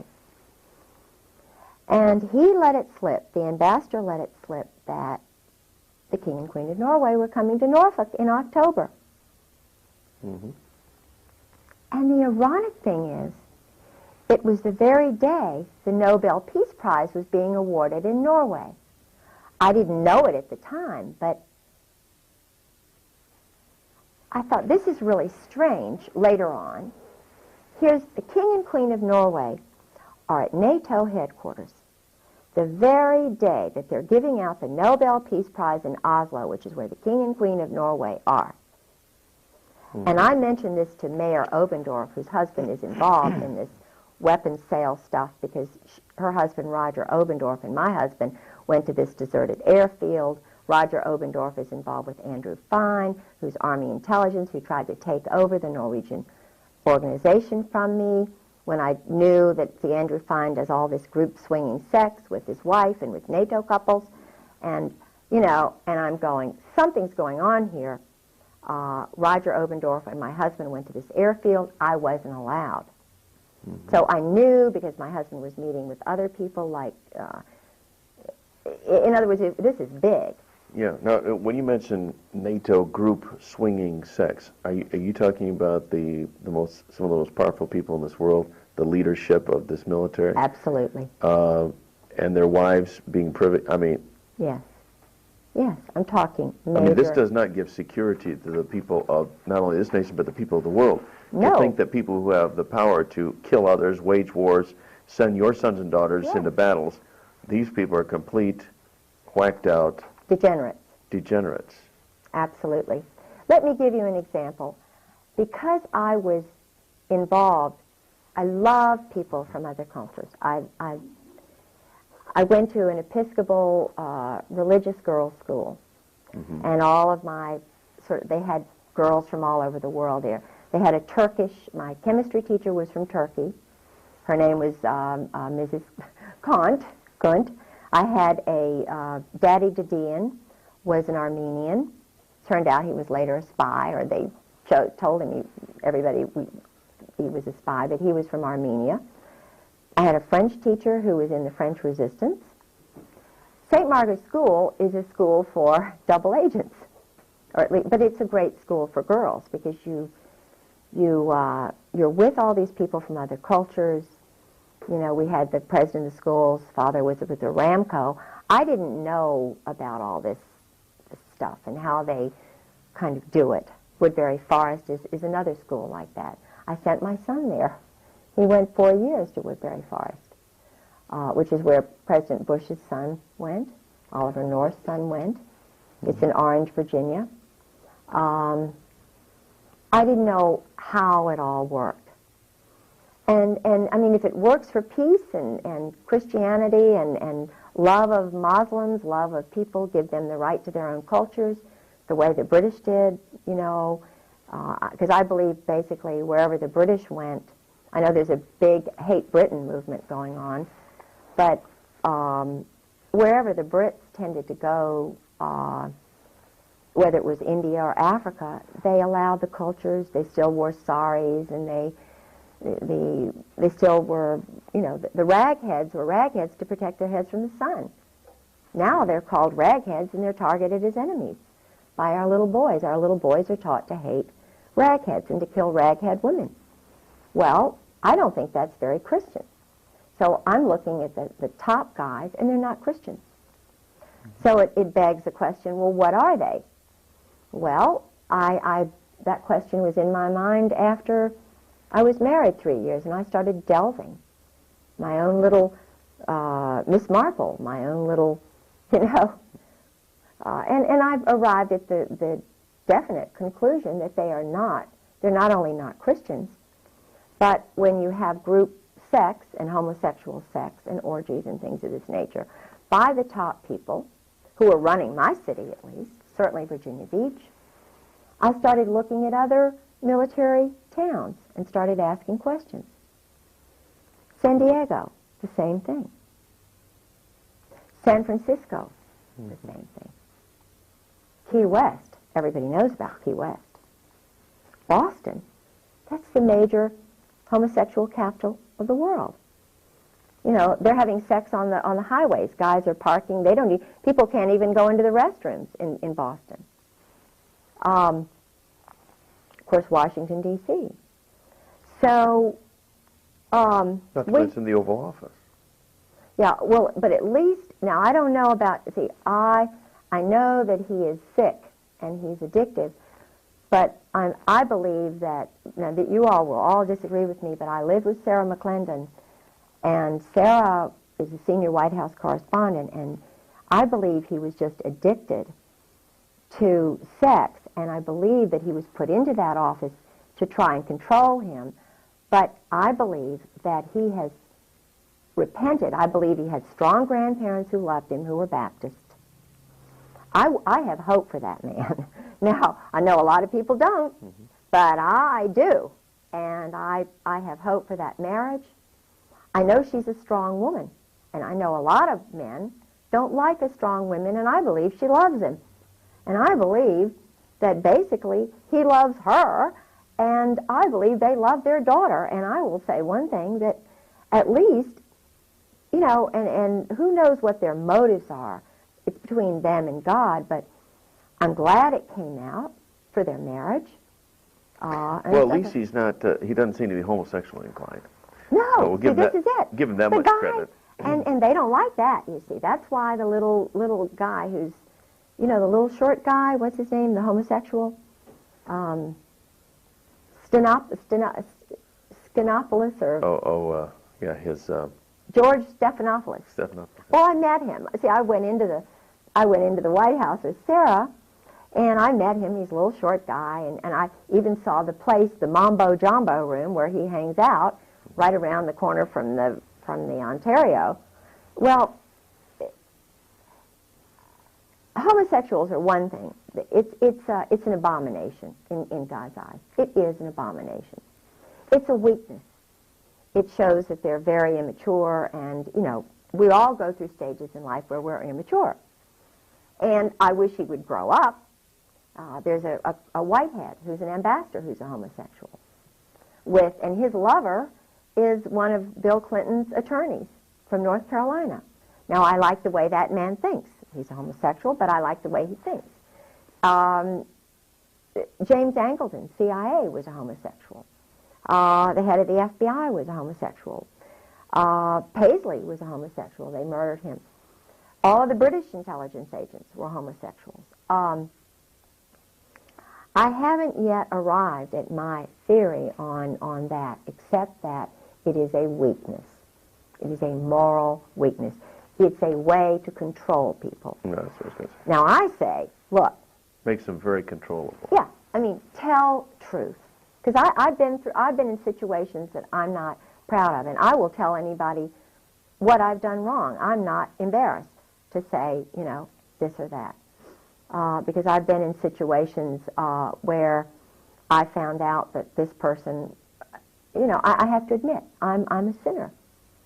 But the point is, when you find out and you repeat the sin, you're addicted. They call it addictions. It's sin. And why is it sin? Because your weak nature, if you're in a position of leadership, you shouldn't be leading. Yeah. And admit your errors, and that's why I think Bill Clinton will be stronger out of this.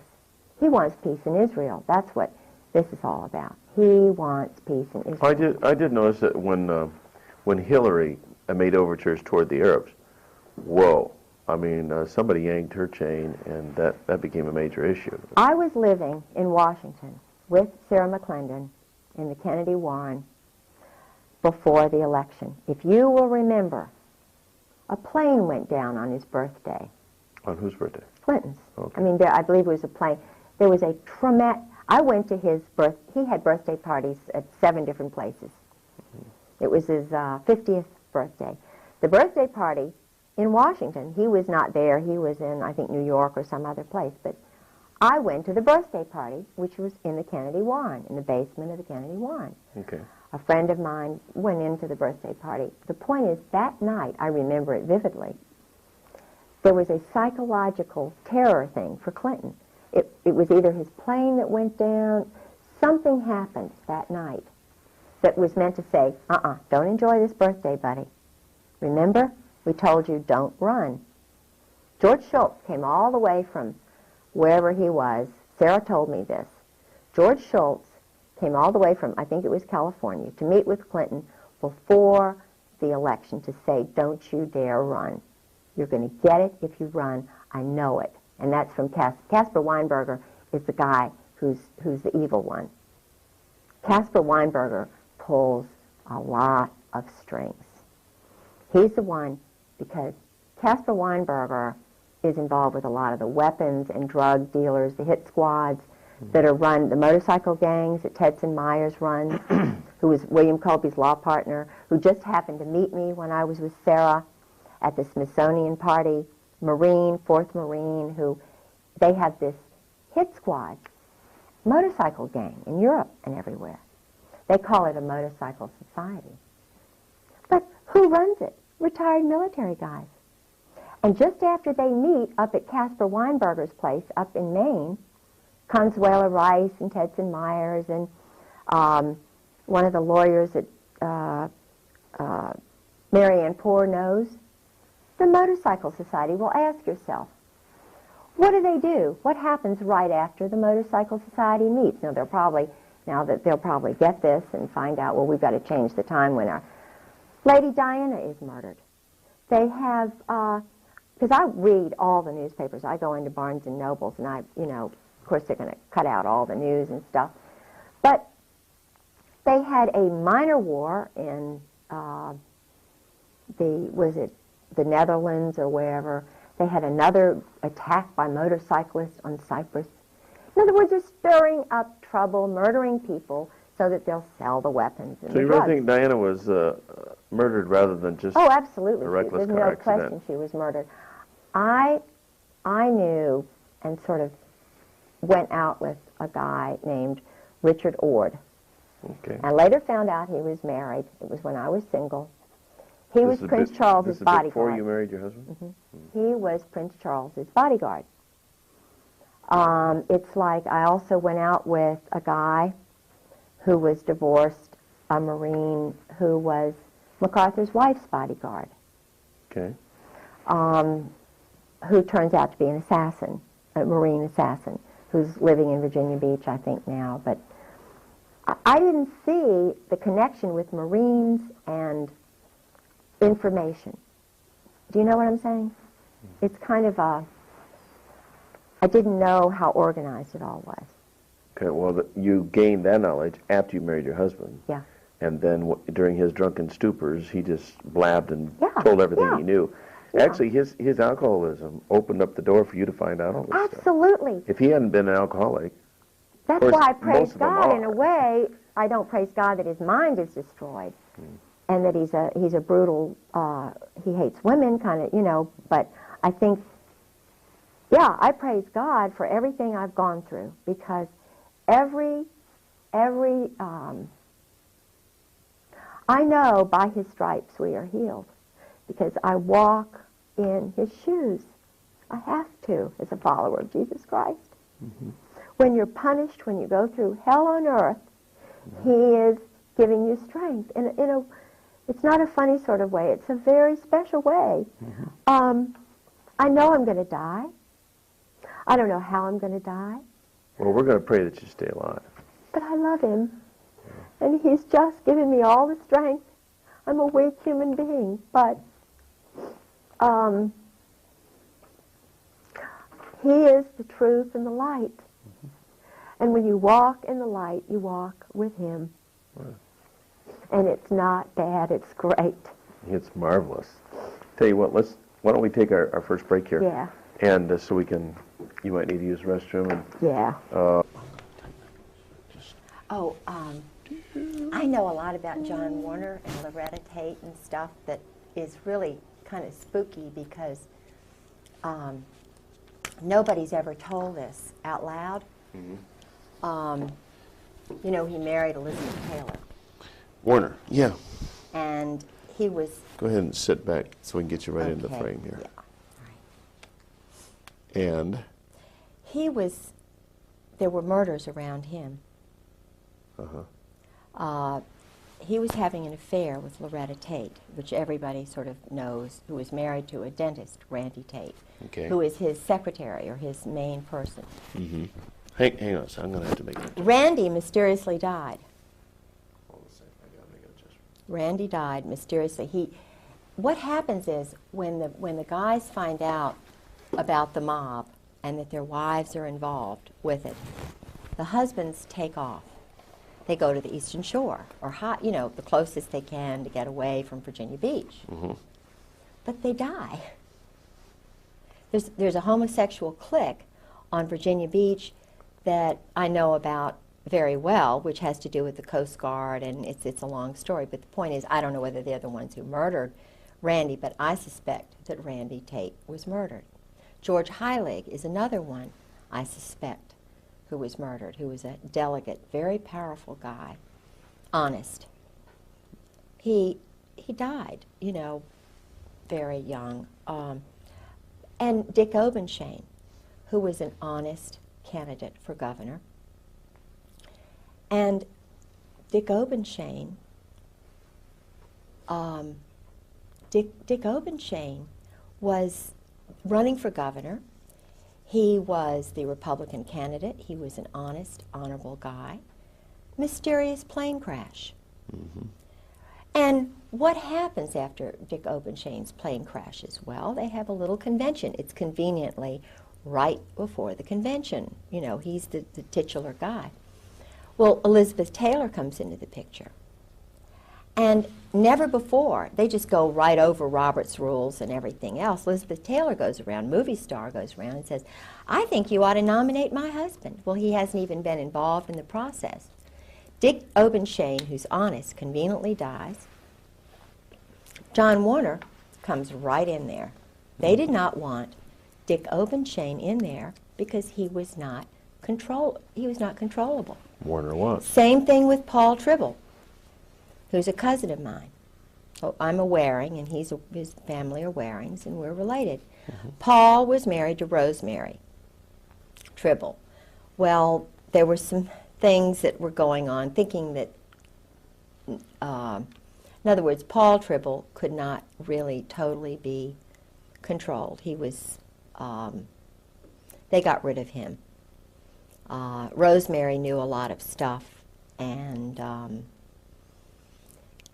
they get rid of the good guys. Mm-hmm. Murder, I believe that Well, don't they refer to this as Murder, Inc.? I mean, Yes. another name yes. for... Well, the Marine Corps so-called- are the assassins. The Marine Corps are the assassins for the mob. If you look at guys who've been in 4 years, let's just take Tedson Myers, for example. Now, he's a very nice person to talk to. He was involved with the founding of Peace Corps with Sergeant Shriver. He's from the Brooklyn Bayonne mob. He came from that group. They sent him to Ohio State. Then his 4th year, as I understand it, he did something like truck driving school. Then he goes into Korea and becomes UDT. And then they underwater demolition. In other words, assassin. He's, you know, very smooth.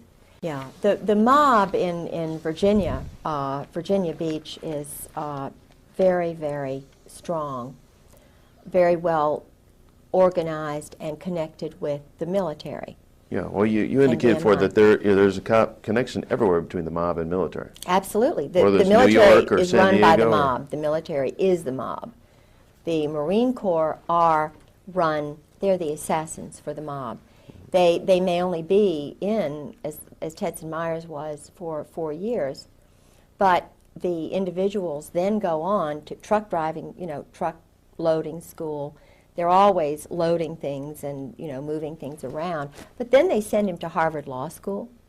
You know, then he winds up, when I met him, or just actually, I met him after Colby's murder.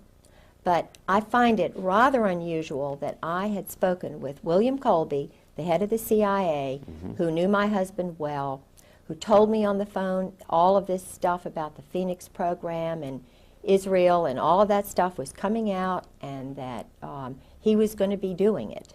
Okay, your husband told you. No, Oh, no, William Colby. Colby on the phone. And Tedson Myers was across the hall from him. Okay, so law was partner. William Colby Murdered. a good guy from the get-go, or Yes, was he, he was a good guy. one of the insiders they need to get rid of, or was he... He was an insider who was involved. He knew about my husband's involvement with Krulak, Victor Krulak, Al Gray, the Russian double agent who was, I believe, Czechoslovakian or Georgian, who was called the Commissar, who was running everything in Vietnam. He was the murders, the assassinations.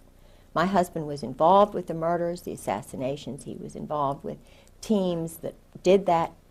They were training boys to kill, Okay, and using again, mind control, using... the whole reason for Vietnam, or any of these conflicts, is simply to use up a lot of arms and make money. yes. Basically, that's all there is to And it. to train more killers. To use more weapons. Absolutely. To make more money. Yeah. It's a sick, sad little adolescent boy cycle. These are not grown up. These are little men from Oz. That's what I call them. Al Gray is a sick little man. Al Gray is a That was the general. former commandant of the Okay. Marine Corps. Carl Mundy is a sick, pathetic, lying little man. And he is... The former commandant of the Marine Corps. Then you have Krulak, who is a son of an agent, of a double agent, Victor Krulak. Not American. These are men who the Constitution is just beneath them.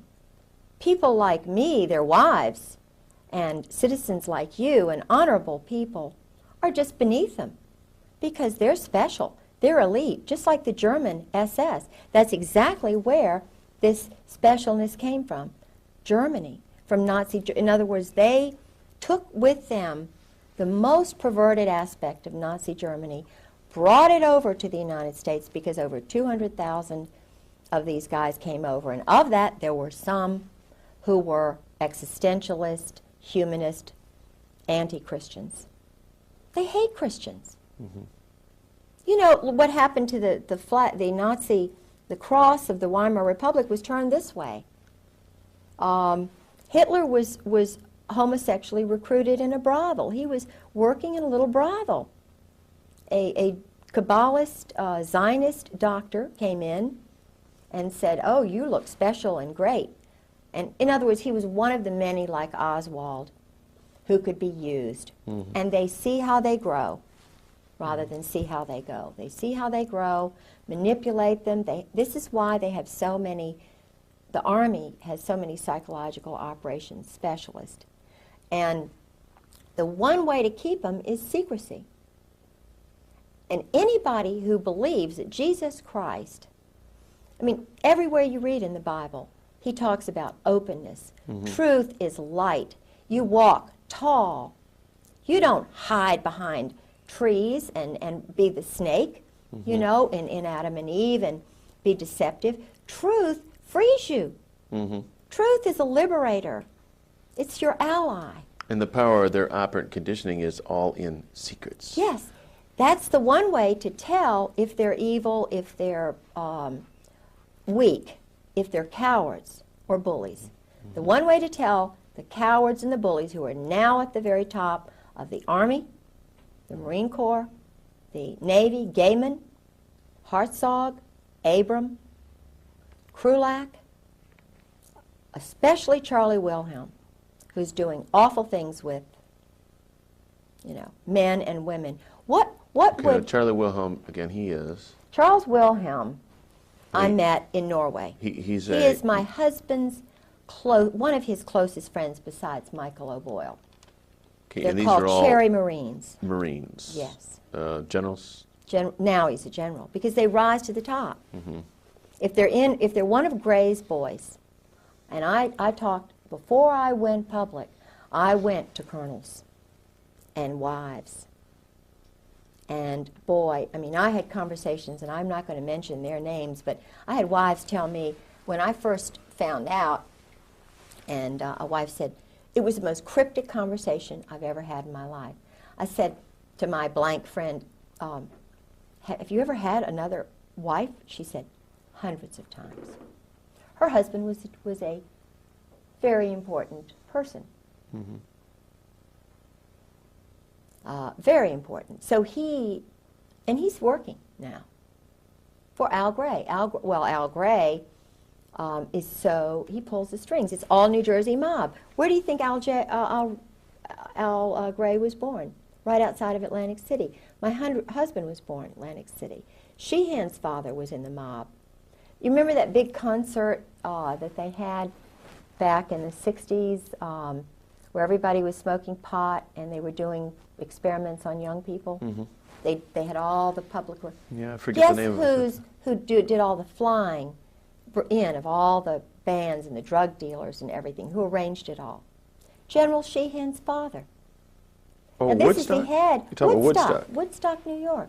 That's where he's from.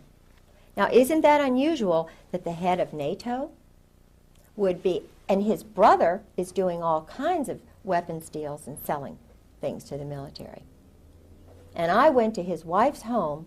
They lived in the Virginia house after my husband disappeared. Well, was Woodstock a kind of Of course, a testing ground for experiment. drugs. Okay. Of course, it was just an experiment, like the Jim Jones thing down there in Guyana? Yeah, that he was working. I think even little David Koresh was used because he had a Mossad. He had an Israeli agent. They always get away, don't they? The Israelis always are in there, but they get away, don't they? Mandela. I don't mean Mandela. The guy in Panama. Noriega. Noriega he was an Israeli double agent. Anybody who is Jewish is automatically a member of the army, the Israeli army. Right. They have a joint relationship. How can they be loyal to America if they will shoot ships like the Liberty and it's covered up? I dated Lawrence Geiss's son when I was a teenager. About the time I went out with the governor here and John Engler. I'm sure if he was in the ROTC class, I dated him and I got letters from him. Seemed like a really nice guy. But my love at that time was Tom Williamson. And Tom Williamson was a Yalie. His his real father was killed in World War II. His mother, who was a Ballantyne, Admiral Ballantyne's daughter, a wonderful person, married Lawrence Geiss, who was a captain, and then he became an admiral. And I went to the change of command to the Forrestal. I really did like that family very much. And being a Norfolk girl, old Norfolk, you know, grandfather was in naval intelligence. He retired a captain in the reserves, military doctor, very prominent family, you know, and I lived next door to my grandparents. I was sort of the good to date this girl, you know, she's a lot of fun and stuff. So I dated Tom, and I went to Yale to visit him and so forth, with Bob Tate and some of the guys up there. Well, Admiral Geiss took over the command of the Forrestal. He was the head of the whole everything for the military when the Liberty was bombarded by the Israelis. Right. And one of my best friends, Josie Toth Lennon, you talk about a wonderful, she's been through a lot, woman. I've learned a lot of information from her. Josie's brother was on that ship. Did he survive? Of course, no, he was murdered. He was a rising star, brilliant young boy. I think about 30-some guys died on the SS Liberty, didn't Yes, they? he was one of them. It's now being run by a group that's holding it down. You know, they don't want it. Why don't you? Those Israelis, and yet every Jewish person who's in the military is a member of that army, whatever it is. Now, something is very strange here when you have the whole State Department, not one Christian, not one Protestant in the Near East section, not one Muslim. Why not? They have Jews there. We have Muslims in the Navy. Why are there no Muslims in the Near East section of the State Department? Why are there no born-again Christians or real honest people who are not under some chain of command? Why don't we have anybody who can decide right and wrong, who has to be interpreted, you know? Something is strange when you have a State Department that is run by Israel. There's something really strange. It's no wonder there's no peace. Do they want peace? No. They want to control all those little countries around there. And there was an interesting luncheon, it was a dinner that I had over at Carolyn Millis's house with the Marine wives and some of the, well, I don't know what they really are, but I thought they were wonderful until this night. And I was really caught into this. I was getting into this cult. You know, shh, don't talk. Don't talk about the go-go dancers because your husband's career, you know, even though, shh, don't tell this, don't tell that, quiet, you'll get, you know. We were sitting around the table, and we always would do prayers before dinner. And there was a woman there, and she was from Pat Robertson's place. She was married to a Jewish guy. And I'm not saying that he was bad. I think I met him once. They were at Carolyn's Christmas party. But it was right after, was it Begin who was killed, or who was shot? The prime minister, the president of Israel. You know, my mind's blank. I know, it's either Begin or no, whatever. But anyway, it was right after that. And it's the furthest thing from my mind. You know, I was thinking, oh, great dinner. You know, this is great. So this woman said, and we were in the middle of the prayer, and she said, oh, just thank you, Jesus. I thank you, God, that you killed Begin. We just praise you for that. You know, this is an evil man. We just praise you, God, that you killed so-and-so. Yeah. And I'm sitting there. You know, I've traveled, been 20 times to, you know, England and Scotland and known all these NATO people and so forth, and I'm thinking, what did I just hear? Thank you, God, Jesus killed the head, you know, because he wants peace. This is the guy who got the Nobel Peace Prize with Arafat. And I'm going, what? So what do? This is one of these moments, these crossroads moments where you have to take. My culture, which is Southern Protestant, I have to say something. I'm over 50 now. I'm not shy anymore. You know, I've got 6 grandchildren, so forth. I said, just in my nice little way, I said, what? What did you just say? And then Carolyn Miller says, well, we just, you know, he's really, you know. I said, wait a minute. Didn't he just sign the peace? It was like they knew something I didn't know. Right. And I was trying to say, what? Wait a minute. And I looked around at everybody, and it was like, I'm an outsider. I said, hang on a second. I'm going to adjust this mic. all right, too loud. Nope. Nope, but just every now and then this sleeve makes contact with it. Oh. And when it does that, it'll go. Okay. So I said, wait a minute. I said, wait a minute. I had to get him to, like that go-go dancing thing. Yeah. I had to interpret Jesus for them. Because these are supposedly followers of Jesus Christ. Mm-hmm.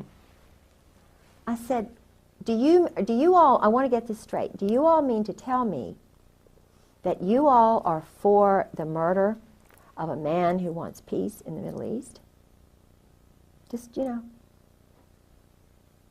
And Carolyn Millis, always the one, you know. Well, you know, of course, so-and-so and so, you know, well, you know. And I said, well, wait a minute, I think you're wrong. Because Jesus Christ would have been behind peace in the Middle East, and so forth. Well, I was just, you know, you can't trust her anymore. Mm-hmm. I wasn't going along with the program of whatever Israel wants to do, if they want to kill Palestinians, if they want to sabotage, because George told me that that's what they do. They do a lot of sabotage. They train, they take men who are Jordanians, Iranians, Iraqis, sons of leaders, and they bring them over here, wine them and dine them, mm-hmm. and then rev them all up to hate their parents, and they give them weapons. What they do is they feed their ego. This is intentionally done, according to my husband, by the Marine Corps. I mean, it is they train them, they take them. Well, this is an interesting point. Things that your husband has told you specifically about the training techniques. This is, right from his mouth, this is mm-hmm. what is done. Mm-hmm. Oh, absolutely. Absolutely. Intentionally, because the objective is to get the goal, whatever it is they want, Machiavellian or, you know, Clausewitz.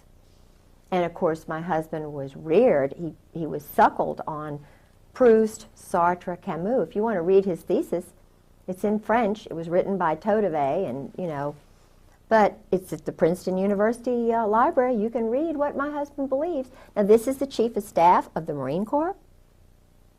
This is a guy who writes with a purple pen, which means homosexual, mm-hmm. arrogantly so, writing with a purple pen. Al Gray, he's working under Al Gray, called Gray's Boys. This is what they call them, Gray's Boys, all homosexuals, Cherry Marines.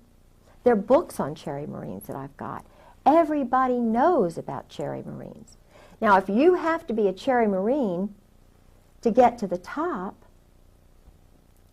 and then you read about Krupp and the German High Command, and you know that they're using the same word, special. Mm-hmm. You know that they changed the eagle to be the colonel and the captain. You have to get an eagle. And that started when all of these people started coming over to change the America to be generic, no more of a Christian nation. Mm-hmm. And that started, the head of the Marine Corps, who was a Kabbalist, Zionist, mm-hmm. in the 1860s, 1850s. You can do your research. When did they change the Marine Corps emblem from being, I think it was a bugle, to having an eagle on top of the world? And who was the commandant when that happened? Ask that question and find out the answer. And then wonder, like I do. And George told me, he said, you know, we've always been the murderers. He said, you know, why do you think we have the red line down our pants? And he said, now because he was trying to interpret for me. We have this X on top of our hat or something, you know, it had something to do with target practice. I spoke to his uncle Dick Griggs, who also works for the mob, the intelligence community. It has something to do with the schools. They have money, limitless money. I believe it's mob money for poor boys to go to these fancy schools. Uncle Dick has a little computer like Roger Obendorf does. Uncle Dick. George's uncle, Richard Griggs, who became his father because they were trying to get him away from his father. He was away from his parents for 8 years. Mm-hmm. His uncle handled him. His uncle is getting money from this group. He used to be just a school teacher in Princeton. But he has 2 sons, Bob and Jeff, who are like my husband's brothers. Now, what does Bob do? That's the question of the century. What does Bob do? Bob handles an account for my husband. And I started asking questions about, well, where is this? Bob moved from Princeton, then he moved down to Oklahoma City. He was near that Augusta Golf Club, and now he's in Colorado, and he's handling this account that George has money in. And I see papers of my husband's after Beirut. In other words, he'd done a job. And it was a civilian job. Now, here's a colonel in the Marine Corps doing a civilian job, TAD. TAD. It's where they go off and do a job sort of undercover. They get a new... George says he's had so many different passports with different names. I'm getting mail from an Engelhard. He's got accounts now for an Engelhard. I get mail from Princeton private account, from Merrill Lynch is involved with the mob. They have rogues in there who launder cash money. They have people who launder cash money in Norfolk. I know some of the people who handle the cash. No, your husband... Drug money's in cash. Your husband is Jewish? No. Oh, okay. Oh, no. He's a German. He's the son of a German family. But his father was in Atlantic City doing very shaky things. In fact, his father's father, I should say, not his father, take that back. His father, Ray, was a weak, precious little man, and I liked him. Nobody listened to Ray. The mother ran everything. The mother was strong, domineering, bossy, and I must say she was not attractive, but Ray was handsome. They married. They had 3 boys. I know she had to get married, the older brother, but in those days it was very embarrassing, Well, Ray didn't have anybody. Ray was essentially an orphan as such, although he had lots of brothers. But let me tell you what Ray told me. I was in California with his mother, George's mother and father, staying at his brother Don's. Mm-hmm. And everybody, the world revolved around Mother. But Ray had a lot of wisdom there, and I was anxious to know what really went on in New Jersey, why they left New Jersey, why they left Atlantic City, what happened in Lawrenceville, why George was put in this school and not seen for 8 years. What did happen? All right. It had to do with the fact that they were poor and desperate, that the sister, Rhoda's sister, George's mother's sister, married someone high up in the intelligence community who was he went to the Presbyterian school or something like that. But Ray had been in prison. George's father had been very shortly in prison in New York. And this is, you don't talk about that. Mm-hmm. Ray had seen his mother run over by his father with the girlfriend in the car who wound up being the stepmother. Mm-hmm. You don't talk about that. All right. There were 7 boys, I believe. Ray was right in the middle.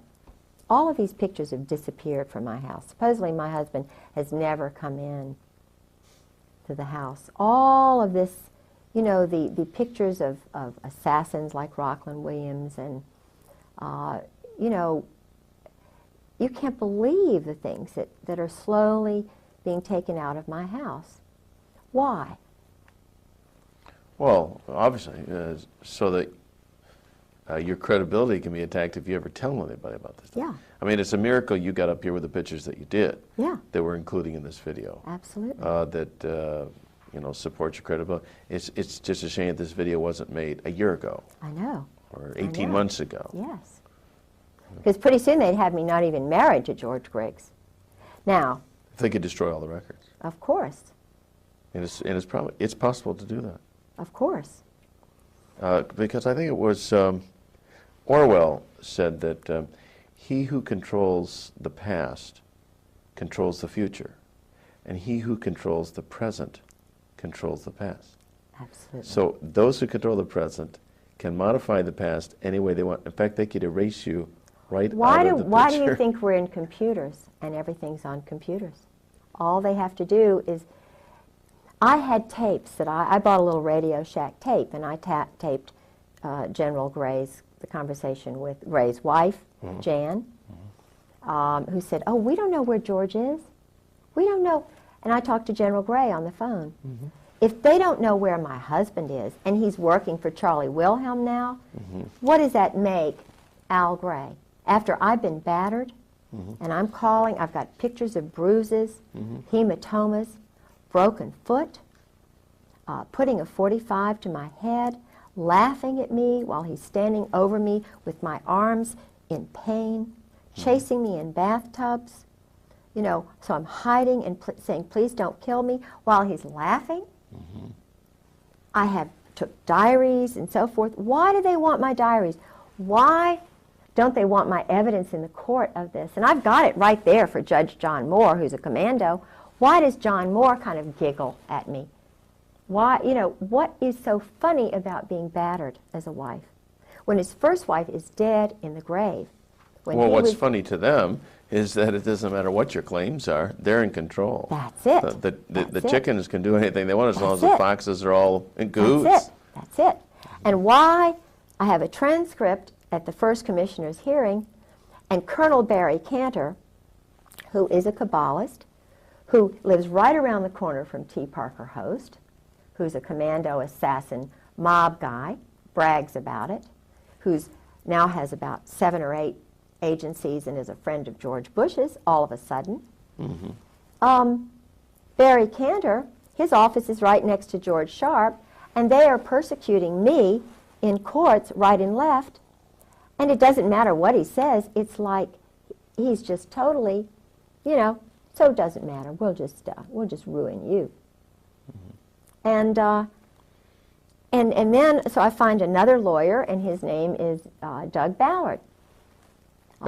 General, what's his name, up in Washington gave me Doug Ballard's name. And I thought this, I still think he may be an honorable guy, and I'm trying to remember his name, because he's talking about a lot of the stuff that's going on. But Ballard is a name that has connections to the Deep South.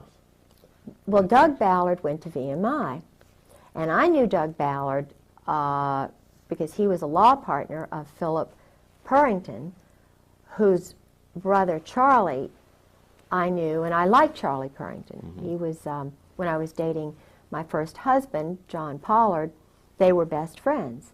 And I went out with Charlie a couple of times, but I was, you know, I was making my debut, and, you know, I was kind of, Charlie was just a good friend, and still I like him. And I introduced him to his wife, and they're still married, and she's a Carolinian, he's a Carolinian. Well, Doug Ballard was in law practice with Phil Purrington. Well, so I went to Doug Ballard, and I heard he was a Christian. And I got the information from Paula Ballard about Obenshain's murder from Paula Ballard. And because Paula was very involved with the Republican Party back when Obenshain was running for governor. They were insiders. He was an Army intelligence person who was doing business with the Saudis. He was up in Washington with Oliver North and that whole crowd. Doug Ballard was doing business, illegal business, money laundering. But I was attracted to him because General Ben Parton said, maybe this guy will help you. Benton Parton. General Ben Parton gave me Doug Ballard's name. Do you think Ben Parton is a good guy or a bad guy? Well, I don't know, because what I was set up, or maybe he didn't set me up, but I went to Doug Ballard, and, you know, he's a shyster. This Ballard. guy is crooked as they come, or either very weak, and I think that goes along together. I told him about the things that had happened to me, and keep in mind, he's Army. He's Army Colonel. Ballard is. VMI, but I didn't know what I now know. And VMI again is? Army, Kabbalah, you know, it's But VMI stands for something. Virginia Military Institute. Oh, okay. And Because Benton Parton is very well known in certain circles now Ben for Parton. challenging the Oklahoma City bombing. okay, well then I believe in him. I think he just didn't know what I know about Doug Ballard. I think he heard Doug Ballard went to this born-again church, and his wife is all this born-again, which is great, and because I'm born again, but let me tell you what happened. I mean, and they may have been persecuted. They did go through some persecution, but what happened was, and maybe they know too much, but what happened to me was this, because he is part of the Brotherhood. Doug Ballard is. I trusted him with my file. See, Barry Cantor, my husband's lawyer, is an Army colonel. Ballard isn't colonel. The judge, John Moore, is a colonel. The commissioner, two of the first commissioners were colonels. Andrew Agee, who is mixed up with Crooks in Virginia Beach, he's a commissioner in Virginia Beach. Then there is the first one we were going to get. No, Agee was the first one we were going to get, Army Colonel Reserves. Then there is the former Commonwealth Attorney, Andrew Evans. He's in the Masons, and I just talked with his wife not long ago, and she was shaking her head like, yeah, I know all this stuff, I know all this stuff. Well, there's a brotherhood. And Andy Agee and Andrew just Evans, who was Commonwealth's attorney, they're part of this brotherhood. Now, they were going to judge the case for me. Then we get the third guy, who was in the House of Delegates, Ned Caton. He is a Coast Guard JAG intelligence guy. So finally, we choose Ned Caton to go because he had done work for us, and I don't think that's really right. But the point that I'm trying to make is that every single one of these men who were judging a battered wife, almost killed, first wife dead, do something with the husband, bring up the battering,